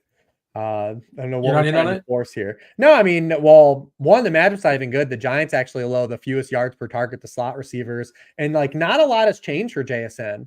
Like outside of playing time, like the usage is still very similar to what we had a little bit. Like, I mean, his intermediate target rate and his deep target rate are the same. The only thing they've cut out is the behind the line of scrimmage stuff, but still 70% of his targets are within 10 yards of the line of scrimmage. There's no sex appeal for him. He's expensive Wan'Dale Robinson. Like, I don't see the juice, man. Interesting. He's got to get for JSN to get there for a DFS and fantasy perspective to smash. He has to have a lot of targets the way he's utilized. And I don't want guys that I just inherently like have to have. I don't want a guy where you're saying, especially as a pay down receiver, I want my pay down receivers to be like, I can have 2 targets and this dude's going to do something dumb, right? Like Trey Tucker or something like that. I don't want to pay for a receiver and the whole thesis is he has to get double-digit targets. That's not cool. But just looking at the chat, Sean saying not playing JSN, it's Metcalf or Lockett. Lockett's another guy. Like, I just can't. I mean, is he going to break a slate in 2024? Is that going to happen once? Over under a half a slate. How many slates does Lockett break this season? 1. It's over. 0. I'll go 1 just because his ownership will be low compared to JSN's. Yeah, I guess he could, but we'll see. Stay tuned. And yeah, I should have mentioned the Neighbors thing. We don't know about him. He's currently questionable. We'll see. I don't like to speculate, but Obviously, if he's not playing, you don't play him. Like that's how that goes, and you'll know. I mean, you need in that game, like if you're that game environment though, if you're playing the Seattle pass catching guy, like you need the Giants to do something. Yeah, and he's the one that's most likely to do it, as opposed to like 17 7-yard catches for Robinson. Yeah, the ground game is kind of a mess there with Singletary and Tracy. And of course, yeah, it might just be a blowout. And it looks like Seattle's getting at least 4 of the 5 starters that missed Monday night back this week at the start of this week. That's not good news for the Giants. Okay, let's knock out tight ends. Tight ends, Rich, you're going first. Play who you want to play at tight end. I'll never fight back at anyone that you want to play at tight end. I'll say my favorite guy isn't even on the DraftKings slate. It's probably Jake Ferguson on FanDuel. Wait, Sunday night's not on FanDuel this week? It is. It is. I said he's not on DraftKings. He's not on DraftKings. Oh, got it. Okay, that's fair. I mean, it's tight. I honestly don't care. Play whoever you want to play. Maybe I did the reverse Dean on JSN. Maybe JSN's gonna pop now that I said like he's not gonna. Yeah, chat's getting on me for clowning Dallas Goedert. It's like, what is Dallas Goedert's upside? Well, I guess we saw that. At least for one game, that Philly offense, we don't have to think about it. It'll be better when they come back, Dean. Yeah, they're on the bye, and they'll get their 2 receivers back, and Lane Johnson, and it was they should be fine. They punted. They punted the week before. There's rumblings that locker room stuff, and maybe some carryover from last year. Like who knows? But we're not on the inside. But people are saying that there's stuff going on in that Philadelphia locker room. Anyways, yeah. Well, you got the pool. John Ritz left you everybody on DraftKings. There must be a ton of tight ends you like. Sure, yeah. A ton of them, right? Actually, what's funny is that my favorite tight end, George Kittle, like on paper at least for this year, the matchup doesn't make sense considering that the Cardinals haven't allowed like a single 40-yard performance to tight end just yet. But none of this matters. Every week in the worksheet, like I've actually talked about, like I'm not even putting defensive unit stuff versus tight ends because nobody's faced good tight ends. That's fair too. That's a great point. Yeah. I mean, the Cardinals. Well, yeah, to your point, the Cardinals did face Sam Laporta. He got 36 yards, but also maybe no one's faced good tight ends. So I think it just comes down to George Kittle, quite obviously probably leading on pace to lead his position in touchdowns. We know Purdy's going to go through the air still. You can play Kittle with Purdy and Jordan Mason. You could just try to soak up all the touchdown equity there. And he also had a very cool touchdown into triple coverage last week. So there you go. That's the analysis you came to this show for. There's one tight end this year that has multiple touchdown catches, and it's George Kittle. Yeah. Yeah. Like the concern, and again, they have the highest team total on the board, I believe, at 28 or so, San Fran. So they got to get it somehow. But again, the same sort of thought process of does Arizona keep up? And maybe San Fran just runs this game into the ground when Arizona's not punching back. And we have the classic Kittle, maybe he gets in the end zone, but sometimes 3 or 4 targets in these kind of games and everybody's healthy, outside of CMC. I mean, Kraft's going to be the chalk. Kraft will be wildly popular. And going against the chalk tight end might be the new go against the chalk defense. Unless it's the Atlanta Falcons. Because who was it last week? Oh, everyone jammed Bowers in, and nobody looked at his splits versus man coverage. Which were in the worksheet, and you would have been on it. So you do. Was he hurt by God? The receiver that was away, the guy that used to be Bowers that just didn't quite get there. The tight end too now. Yeah. He was not playing last week, correct? No, and it did hurt him that the defense could maybe focus on him a little bit more because we saw this with Goddard because his big game still came with Devontae Smith on the field. But also, like going back to college, Bowers has these really weird man zone coverage splits. I wrote about him as a prospect that it probably doesn't matter. He's entering the NFL at the right time against all this zone coverage, and he's so good at the ball that it doesn't matter. But in a small NFL sample, he has a 28% target rate against zone coverage and a 9% target rate against man coverage to start. And in college, he was second to last in yards per route run against man coverage of any tight end prospect invited to the combine last year. So something that just to keep in especially this week, because guess what? They go from playing the Browns to the Broncos, who run more man coverage than the Browns. So it'd be something interesting to follow. And like in your seasonal leagues, you just play him. You're like, whatever. Yeah. He's getting this much. Like, who else are going to play? Yeah, exactly. But like DFS, this is when we talk about like good players and stuff like that when it matters, is in DFS stance. Like Jaden Daniels this week. If you've been playing Jaden Daniels, you're not streaming for Jaden Daniels, you're playing him. But am I a little more hesitant to play him this week than I have been at any point in the season in DFS? Like, absolutely. Like, as great as Jaden Daniels has been, like he literally has played the easiest quarterback schedule in the NFL. Now he faces the Browns in Baltimore. Like, I do want to see him perform like for top dollar, like against these defenses. Because if he does hit these next 2 weeks, we can start to handle Jaden Daniels in the conversation where we're talking about Lamar Jackson or Jalen Hurts, right? Like, where it doesn't matter. By the way, our current ownership on FanDuel does have Ferguson number 1 tight end wise, and our current ownership on DK does have Tucker Kraft. So you guys are on top of that as far as those two guys. We'll see how that shakes out. But yeah, Kraft at 3.5 looks like probably your cash game tight end, and then we'll move from there. But it's not great. It's not great shakes. But we're gonna finish strong. Anything else as far as the week? Well, we should get out before we bring in producer TJ. We bring in Rob as well. We talk about our movie. We've given the people almost an hour and a half. Rich, you have a final thought? Anything that we should kind of keep our eyes on as far as the news flow that might change things? I know we mentioned the Indianapolis situation as far as our quarterback. Yeah, that and Nixon are probably like the 2 trickle-down spots. I think we have a pretty good idea that Jonathan Taylor won't play. Yeah. The rest of that, I don't think there's really anything kind of up in the air that's going to impact the slate that's like right now. Possible trade, maybe. But who knows? Yeah, it'd be interesting to see what happens. Eventually, he's going to get traded. So, but again, the Raiders, like this is the most Raiders situation, right? Like they could have traded him in the offseason. And now they're probably going to get what?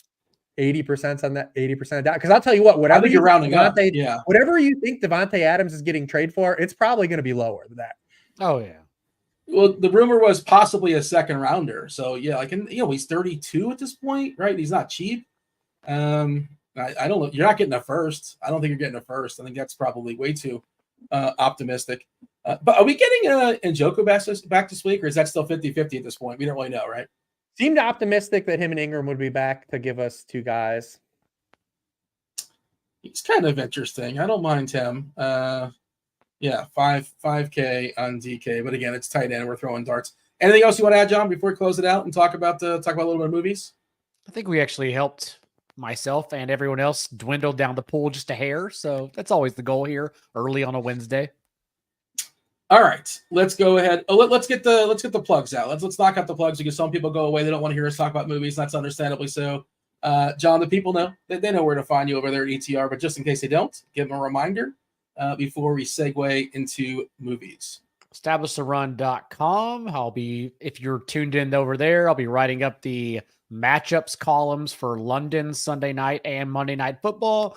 And then, of course, the podcast feeds are completely free, where I talked about the waiver wire and Dontavian Wicks like everyone else, leading off waiver content this week, and the rest of season top 150, where there were a couple of debates who to sell high on, especially since we have bye weeks now. Mm-hmm. Rich?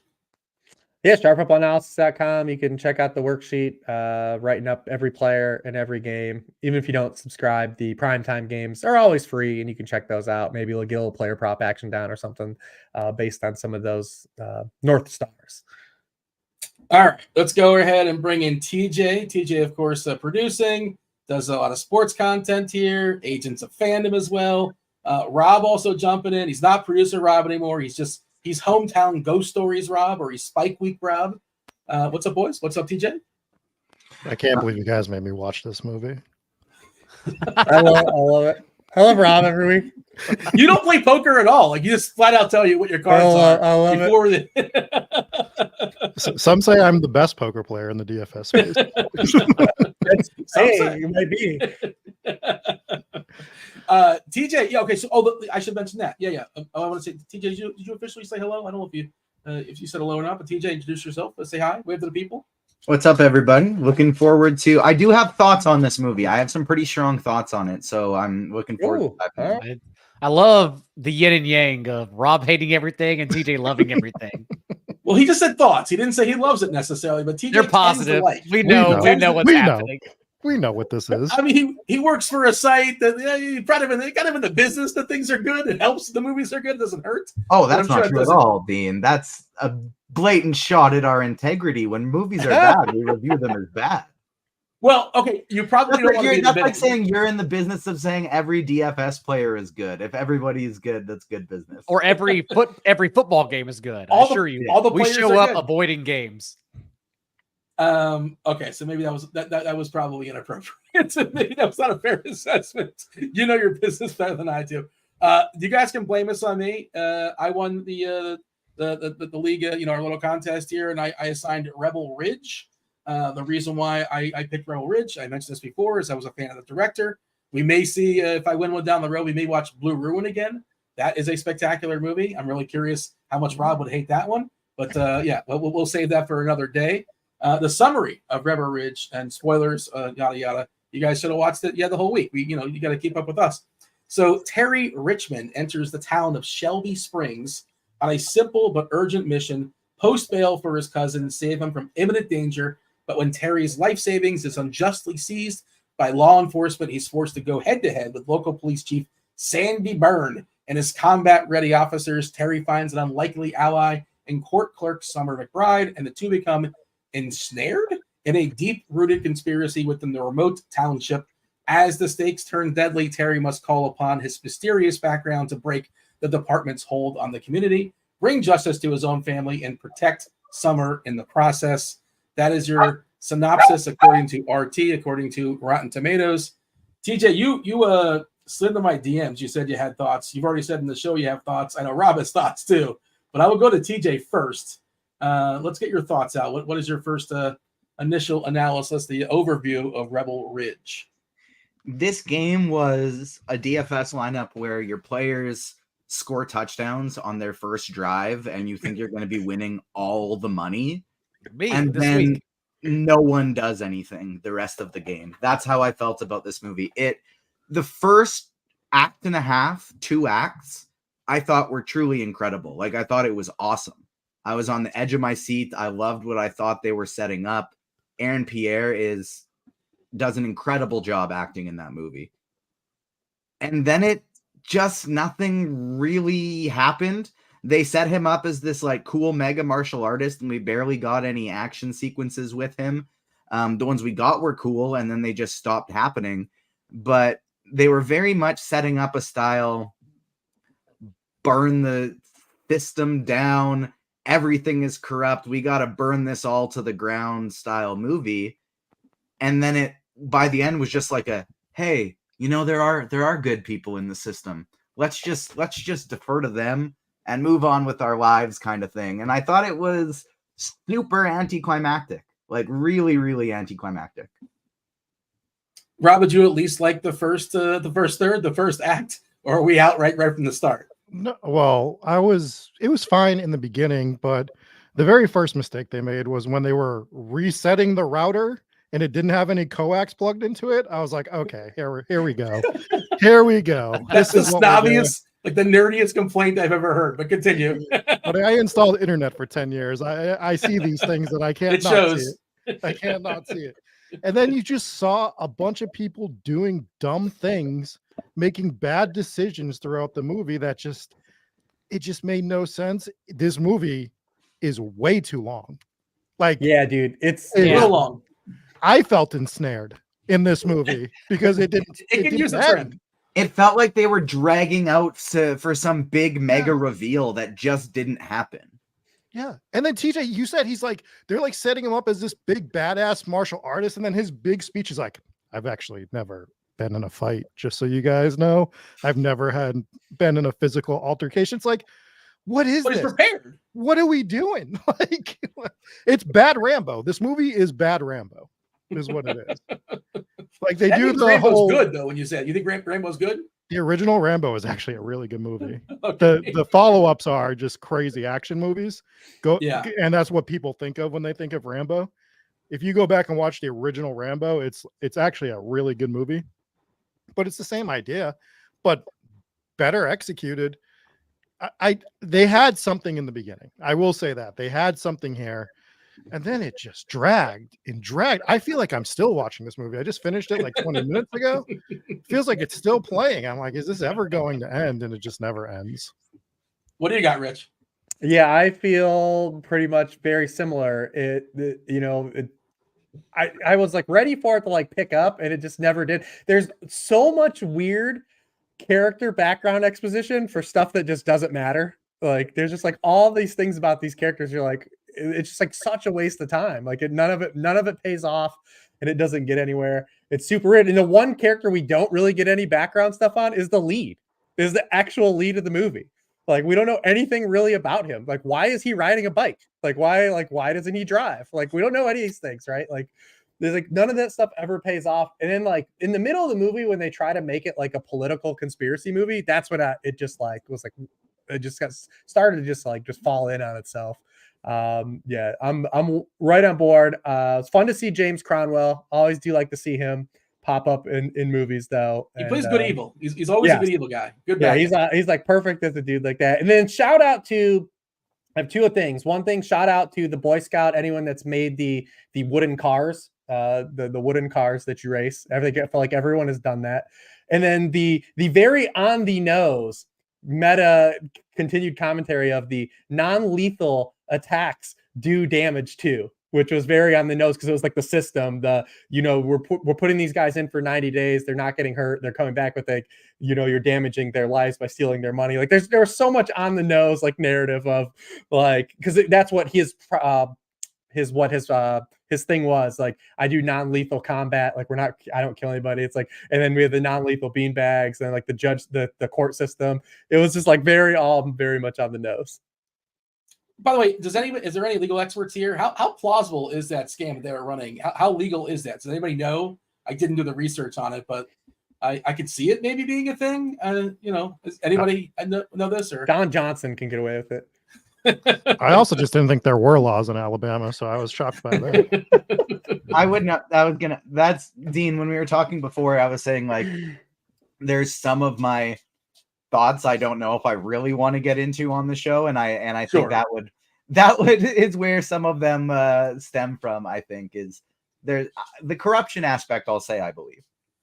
Yeah, Don Johnson, by the way, plays a good corrupt cop in Dragged Across Concrete. Maybe he's a typecast for that. Not sure if you guys ever seen that movie. That's worth a look. Good for Don Johnson. Yeah, I mean, if you're going to be typecast as something, John, jump in here. What do you have as far? You haven't given your assessment just yet. Maybe. Yeah, I thought in terms of acting, Aaron Pierre, Don Johnson worked really well off one another, but everyone pretty much summed it up is that I was perfectly okay with the first 20 minutes. And then I remember checking how much time was left. And I was like, how do we get to 2 hours and 10 minutes? Like, how do we even get there in this movie? It should have been an hour 30. It was a Martin Scorsese. This thing should have been edited kind of film. So yeah, there's just nothing else there. It seemed like a political agenda that was coming across for the nonviolent combat. I don't know if the director was like a Batman fan who wanted to try to translate that to real life situations through this kind of film. I don't know if it's just something that he's very spoken for and that's what he wants to get the idea across. But clearly that, like Rich said, it was on the nose. So there's just nothing that happens in the last hour. How are you a 2 hour and 10 minute movie and we don't even get to see what actually happened to the cousin? We don't even get that scene of him watching the SD card somehow to see what. Yeah, it's just like, dude, I want to know what happened. How bad was this? Like, what are we doing here? Rich mentioned the bike. How is the bike faster than the bus? Somebody's got to explain that scene. That scene in general was just hilarious. That's in the first 10 minutes. I audibly laughed when that was happening, though. So that wasn't just me. Like the bike he's faster on the bike than the bus, and there's no cars, there's no traffic jam. He's just faster than a bus. What was the purpose of it? He just starts speeding up. Like, yeah, I could ride my bike. No, he wanted to see who was driving the bus, I guess, and everyone cheered. I don't know, man. Yeah, it was like what was this? And like an ET homage. Like, what are we doing? Give his cousin a fist bump. That's all it was. Yeah. Well, we want to give it a heads up as far as like, you might. By the way, you might get jumped. I think that he was also telling. But he had already said that. He had already said that. He had already done that. They sped up and he caught up. Pace, you might as well. Yeah. And this guy was just going everywhere, so sweaty. like just like no change of shirts, like just dripping sweat everywhere. His shirt would be dry the next scene. I'm like, man, you just sweated through that thing, buddy. Like, I don't know. Like, couple other thoughts I had. He should have wore a GoPro, right? Like it just I never wear a GoPro. It's not does not kind of it records everything you do, right? Just as like as a fence safety precaution. I don't know if there was one accessible. If there was a Walmart in Alabama, I'm not sure. I would imagine so. I don't know how I would assume there's a Walmart. They were so overly tedious with things like the police lights, the coconut water. Like, oh my god, dude! Like, is that the worst callback in movie history? By the way, is that the water? Yeah, where because she offered it to him when they were having the soup, and he's like, no, and then she's like, I still have coconut water. It's like. I just saw the best callback in a movie. And then they had to reset the fire. Then they still reset the fire. What's the best callback in a movie, Rob? I don't want to spoil it, but if people are into horror movies, watch Oddity. It actually caught me by surprise at the end. So, this reminded me also. You guys ever see Breakdown with Kurt Russell? Kind of had that feel to it.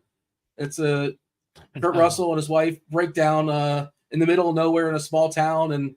Like it's a corrupt police force. It's worth watching. Nobody's really over for. I haven't seen that one, but I love Kurt Russell. So if you like Kurt Russell, yeah, and you like police corruption, then you'll like Breakdown. Who doesn't? I'll also say I like when the movie just sort of. I want to give a positive. I like when a movie just kind of throws you in its world, and that's one thing this movie did. Like right away, boom, right, you're in the world instantly. Like Saw. Saw does it. The Dark Knight, like within 2 minutes, you're like, okay, I am in this world. That's a different kind of world, obviously. But there was no character building, there was no setup, but right away, we're in the story. And then that's the kind of thing you do for an hour and a half movie, not for a 2 hour, right. 15-minute movie. I didn't mind jumping right into it. I minded not getting anywhere within that world after 20 minutes. Yeah. By the way, is this guy gonna play? I didn't really know much about the lead. And he hasn't done much. By the way, he's British apparently. They're always British, right? Yeah. Well, this guy. Yeah. I know him from if you've seen Shyamalan's movie Old. I've seen Old. He's in and that. It was super forgettable. Did you like Old? No, but he's in that. Yeah. He is rumored to be the leading candidate to be the next Green Lantern. Oh, nice. I went on his IMDb or one of. He supposedly he's going to be in Blade. Now, I don't know if he's playing Blade, but he's going to be in Blade. That movie's never happening, Dean. He's already no longer in Blade. That movie's also just never happening. It's probably going to be, yeah. Why is Blade not happening? Why they're not rebooting that? They brought somebody, multiple different writers and directors in, and Marshall Ali just didn't really like any of their ideas. He kind of had his own idea of what he wanted to do with it, and it clashed with theirs, and it's just like consistently been like production is starting and production is delayed. Production starting, production is delayed because they can't actually lock down a script. Which is always good for a movie. Yeah. Always just bring back Wesley Snipes. And that's, I think, probably thrown in another bit of a wrench in it is, yeah. If anyone, how popular he has become again lately, I'll say. What could you be insinuating there, TJ? What could you be possibly talking about? Dean, at one point we talked about like best opening scenes in movie. The OG Blade is an amazing opening scene. I've never seen it. I've never seen Blade. What? You've never seen Blade? I'm not like an action guy as a general thought. Like it's not really my. But I mean, I'm not opposed. Great opening scene though. To like it's an amazing opening scene. One of the best opening scenes, I would say. By the way, Wesley Snipes. Who wants to guess how old he is? 64. I've heard 68. I heard 64. TJ?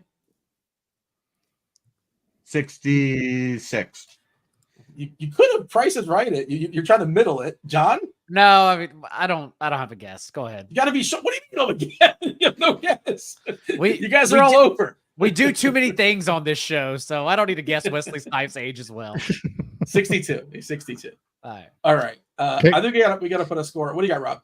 I just got a rant before we give our scores and do the IMD game. I meant to yell at you guys about this a few weeks ago. Did I hear on week 1 that you guys are actually enjoying House of the Dragon for Game of Thrones? I mean, it's a really impressive production. It looks spectacular. That's about the it. Story. That's about it. What's it doing besides nothing? I don't know why it sort of stopped where it stopped. You know, like I mean, we do know why because of Discovery, but I think knowing what happens, if they would have got to conclude the season for real, the narrative would be different. I think Discovery kind of botched them by cutting those 2 episodes. Oh, is that what it was? A budget reason where they can only? Yeah. Okay, I didn't know that. They basically had they basically are like, here's the season, this is the 10 episodes, and they're like, cool, this is great. They're like, this is how much money you have, and they're like, we can't do that with these 10. They're like, well, this is how much money you have, and they had to cut it like to 8 because like there's something really big that was just about to happen. Yeah, and the way they end it, it definitely sucks that ends up being like the season finale. But the one problem, which I do agree with Dean, like I have enjoyed it because I like that world a lot. But also the one thing that show doesn't have is compared to the OG show, Game of Thrones, is that there's no characters because you're not supposed to like anybody, but you did like characters in Game of Thrones. You know, you like Tyrion, you like there's no Tyrion. Like there's none of those guys. Like everyone's a bad guy. Yeah. And like that's the one kind of thing that the problem that show has. You know, Damon is supposed to be that, but you know, he spent the whole season having, you know, drug dreams. Like that should have been one episode. That should have been one episode for that whole sequence. But I do think that when it comes back, I think if people stick with it, they will like where it heads. Well, we'll wait 2 years. I wasn't going to stick with, like, if it were to come out next year, I can tell you I probably wouldn't have stuck with it. But because it'll be 2 years, I'll be like, all right, I guess I'll watch it because I forget how much I didn't really enjoy season 2, and then I'll start watching it. Didn't mean to derail the show, Dean. We can. I gotta bounce out, so I will say I kind of forgot what my bit was, but I did. I forgot it was superhero characters, and I thought it was like athletes when I was thinking this through. And I have such a good comparison that I don't really want to change it. And so I'm just going with my athlete of choice for this one. This movie is Brandon Jennings. 55-point game in the rookie season. Straight off the bat, looked like he was going to be an absolute hooper, and then did absolutely nothing in the NBA. And that is what Rebel Ridge is for me. Started off looking like it was going to be an incredible movie. I was on the edge of my seat. I was really excited. And then it just aggressively faded and turned to trash by the end. Also, I don't know if you've noticed, but the chat is obsessed with the fact you just woofed down McDonald's fries in like 30 seconds. It was impressive. Yeah. two burgers and fries. Just got it down real quick so I can get to my next show. He's still in his 20s. I'm bedridden if I eat that. I'm 31 now, man. I'm going to feel the effects. I'm just going to hope I don't feel them until after my next show. He's going to power through on his podcast. Yeah, let's go ahead and put a score on it because we have to also Rich won our week, so he's going to assign a movie to us as well. We don't want to keep everybody forever, but all right, we lost TJ. Rob's going to be closing us out. Rob, but yeah, you want to set the number here for us? What do you want to guess? I guess do you want to guess what the Rotten Tomatoes score is? You guys, too high. Too high. But again, this is movies 78%. That I think a lot of people. It's higher than that for sure. Because this is one of those. This is why Rotten Tomatoes is such a terrible site. Because it's one of those movies that literally is probably right on the line for so many people, like a 6 out of 10, and they give it a thumbs up. Yeah, it's a thumb up for me. If it's thumb up or thumb down, it's a thumb up. I give it a thumb up. It's not the most enthusiastic thumb up, but it's a thumb up. And I'll just go ahead and give the score. We have the critics, 109 critics, 95%. And what? The audience, critics are giving it 95%. Come on, but it's like what Rich is saying. It's like you're going to give it a thumb up. It's not bad. I guarantee the IMDb score is way more within reason of this. Well, we can pull that up as well. By the way, the audience, 71%. So the audience is not like. See, that's a little more. That's too high, but that's at reasonable, least palatable. Yeah. Do you want to guess the IMDb score out of 10? 6.3. 5.8. Gosh, I think I'll come in a little bit. Well, I'll come in a little lower. Let's go 5.5. 6.9. 6.9 wow. on IMDb. Yeah. There you go. Not nice. Yeah, a little bit higher. You can't recommend this movie. Like, and that's my thumbs up, thumbs down thing. Like, can you actually recommend this movie to someone to watch it? No. Right? I wouldn't want my friends to watch this movie. No, and you'll never watch it again, and you'll forget about it. Yes, a year from now. That's the thing. You don't forget about Money Plane, but you do forget about Rebel Ridge. If you recommend Money Plane to your enemies, by the way, just as a fun, that's a little. Yeah, I would recommend Money Plane. I hate you. Rich was so mad at me last year. He lasted all of 12 minutes or so and paid his $5. All right, let's go ahead, Rich. Can you top Money Plane? Can you actually? Oh no, we have to score it. Yeah, we have to score it. Oh yeah. Let's give it a score. My apologies. John, you go first. All right. Well, I'm going first because I have now changed my scoring system per last year, and we're getting rid of the decimals since Rob comes close to that, and we're going wrestlers instead. Yes. Yeah, I like this for the rest of the time. And this one starts off hot, but then becomes absolutely nothing after 20 minutes, which only makes sense for Maven, who won WWE Tough Enough Season 1. I don't know if everyone remembers, on MTV, and then debuted and did absolutely fuck all after that. So this movie is Maven. He went on to, he was a host at QVC at one point, which is a fun fact for you. There you go. I don't know why I know that. Ridge is Maven. Honorable mention wrestler is Renegade. Okay, also fair. Isn't Renegade bootleg Ultimate Warrior? Yes. Okay. Came in hot and became a jobber within 1 month. There's a lot of Mavens and Renegades, unfortunately. Yes. Rob, are you using wrestlers as a bit as well, or that's an no? I'm not gonna step on Daigle's. Okay. I just wanted to throw that out there because I do have a lot of wrestling bits in the space, so I figured I'd throw that out. But I'm gonna give it a 1.7 out of 5. Oof. 1.7. That's all right. Fair enough. I'm gonna give it a 66 out of 100. I thought it was pretty good. And like the first 2/3 is good, and the last third it kind of falls off. So what's 2/3 of 100? 66. That is so shocking because you are also like one of the hardest to impress with a good movie on this show. Yeah, I'm actually shocked. And you came away liking it. I thought it was pretty good. I felt like it could have. I feel like it could have been better. It was and it leaves you kind of flat, and it peaks too early. So I hear all you guys, but for the most part, and again, there was a point where I'm like, feels like it's dragging a little bit. Maybe we could have used an editor for this movie. We could have used an editor at some point. Rich, we got a tight end that we can put on this. I do have a tight end, and it is OJ Howard. 100%. So describe OJ Howard for those that might not remember OJ Howard. Again, first round pick. Looks like it's going to start good. You know, everyone's excited about OJ Howard, and then just literally did nothing else the rest of his career. I remember OJ Howard like vividly, but if you told me he played in 1996 or 2016, I would just say yes. He was drafted in the same first round with Evan Ingram and David Njoku. Really? That I would not have guessed. That fresh, huh? Yeah, they were drafted in the same first round. One of he's just gone. I don't know. He's only 29. Yeah. Last played in 2022 for Houston. Is he in like some sort of world league? Or I think with Houston, if I do recall this, I think he scored 2 touchdowns. That year. In week 1, he scored 2 touchdowns. Yeah, I think he did have 2 touchdowns. Yeah. Which is more than all tight ends combined up to this point this year. He was the Hunter Henry of 2022. He did have 6 touchdowns his rookie season for Tampa. Mm-hmm. Yeah, and kind of flamed out. 5 the next year, and then basically disappeared.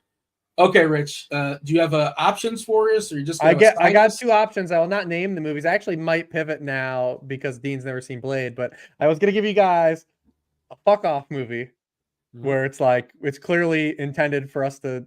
It's a movie I've never seen, but just be miserable about, but kind of joke about. We haven't had one of those yet this year. Or you could choose a real movie, and I have 2 picked out, 1 for each. But I was gonna put just that description into your guys' plate and see if you wanted to watch an F-off movie where we just clown about it, or watch another serious movie. What is your vote for, Rob?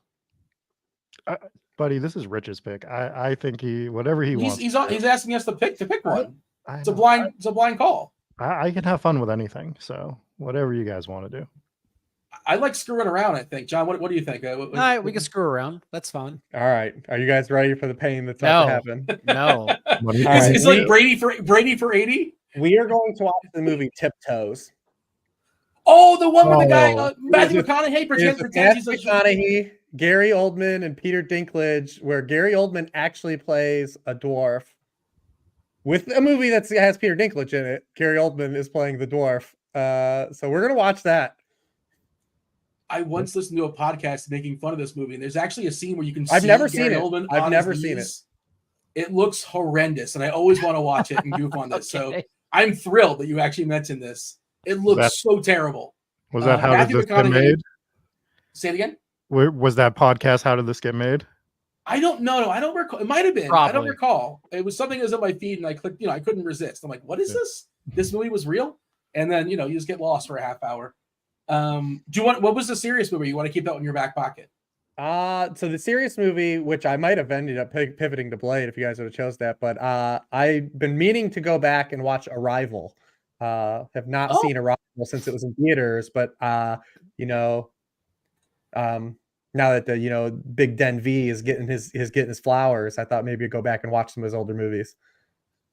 Interesting. I feel like I haven't seen it since it first came out as well, and it's a little bit hazy to me. I do remember the main points, but I do remember like Inception. I sat during the credits for like 15 minutes and just thought about that movie because it like changed my life. Arrival, it's definitely a it feels like those movies that might be different if you watch it at different stations of your life too. So I was thinking about. I haven't seen it since it was in theaters, and I kind of want to go back and watch it. Instead, you're watching seen it, Rob? I've never seen it. I've never seen Arrival. I'll put it on the list. It's worth seeing, or maybe just wait until. But I got a feeling that Blade's going to come back up again over the course of this season. How do you not see Blade? But Dean has a lot of those. Dean last year watched Jurassic Park for the first time. Yeah, he has a lot of those where you wouldn't think he watches a lot of movies, but some just skip them. I watch a movie a day on average. Probably I watch a lot of movies. That's incredible. I wish I could do that. I had to sneak this one in right before the show started. The best rewatch I've had recently, the people know this. You guys, Primal Fear is for some reason just kind of lost in history. Yeah. Just a spectacular movie. And I was having this conversation with somebody else. Edward Norton, the best movie debut ever. It's in the conversation of. I'm derailing the show. We've been here for 2 hours, but feel free to put that one in your back pocket. Unless you have anybody else, a quick retort. If not Edward Norton in Primal Fear, who's the greatest film debut of all time? Is what? Well, while you think of that, and the answer is Brad Pitt in Cutting Class. But while you think of that, it's Kyle MacLachlan and Dune, the original Dune. One final rant about the movie we watched. It's called Rebel Ridge, and our protagonist doesn't even go to Rebel Ridge. So I was like, love that for this movie. It makes sense for this movie. I cannot wait for Tiptoes. Honestly, it looks horrendous. But I think it's the fun horrendous. That's what I was rooting. What I wanted in Money Plane, I think we're gonna get out of Tiptoes. All right. So anything else, boys, before we step aside and get out of here and make way for nobody? We're gonna go listen to TJ's podcast. That's what we're gonna do on a Wednesday night. But Rob, by the way, as an aside, I can add, Rob, did you ever investigate the hotel in Milwaukee where the visiting teams play for baseball and where Mookie Betts refuses to go? Do you know what I'm talking about? We haven't covered that one. The one we've covered is the one in Oklahoma City where Ron Artest claims he was sexually assaulted by a spirit. Okay. Yeah. That's the first one I would go to as well. I want to hear. We haven't gone. We just covered it. We just talked about it. I want to check that one out for sure. But all right, that's it. It's been 2 hours. Appreciate you. Those of y'all that hang out with us and listen to movies, do watch Tiptoes. So you can clown on Tiptoes with us next Wednesday. Saying that, go ahead, win something. Week 5. That's Rich, Rob, John, for TJ. I was Dean. We're out of here. Oh!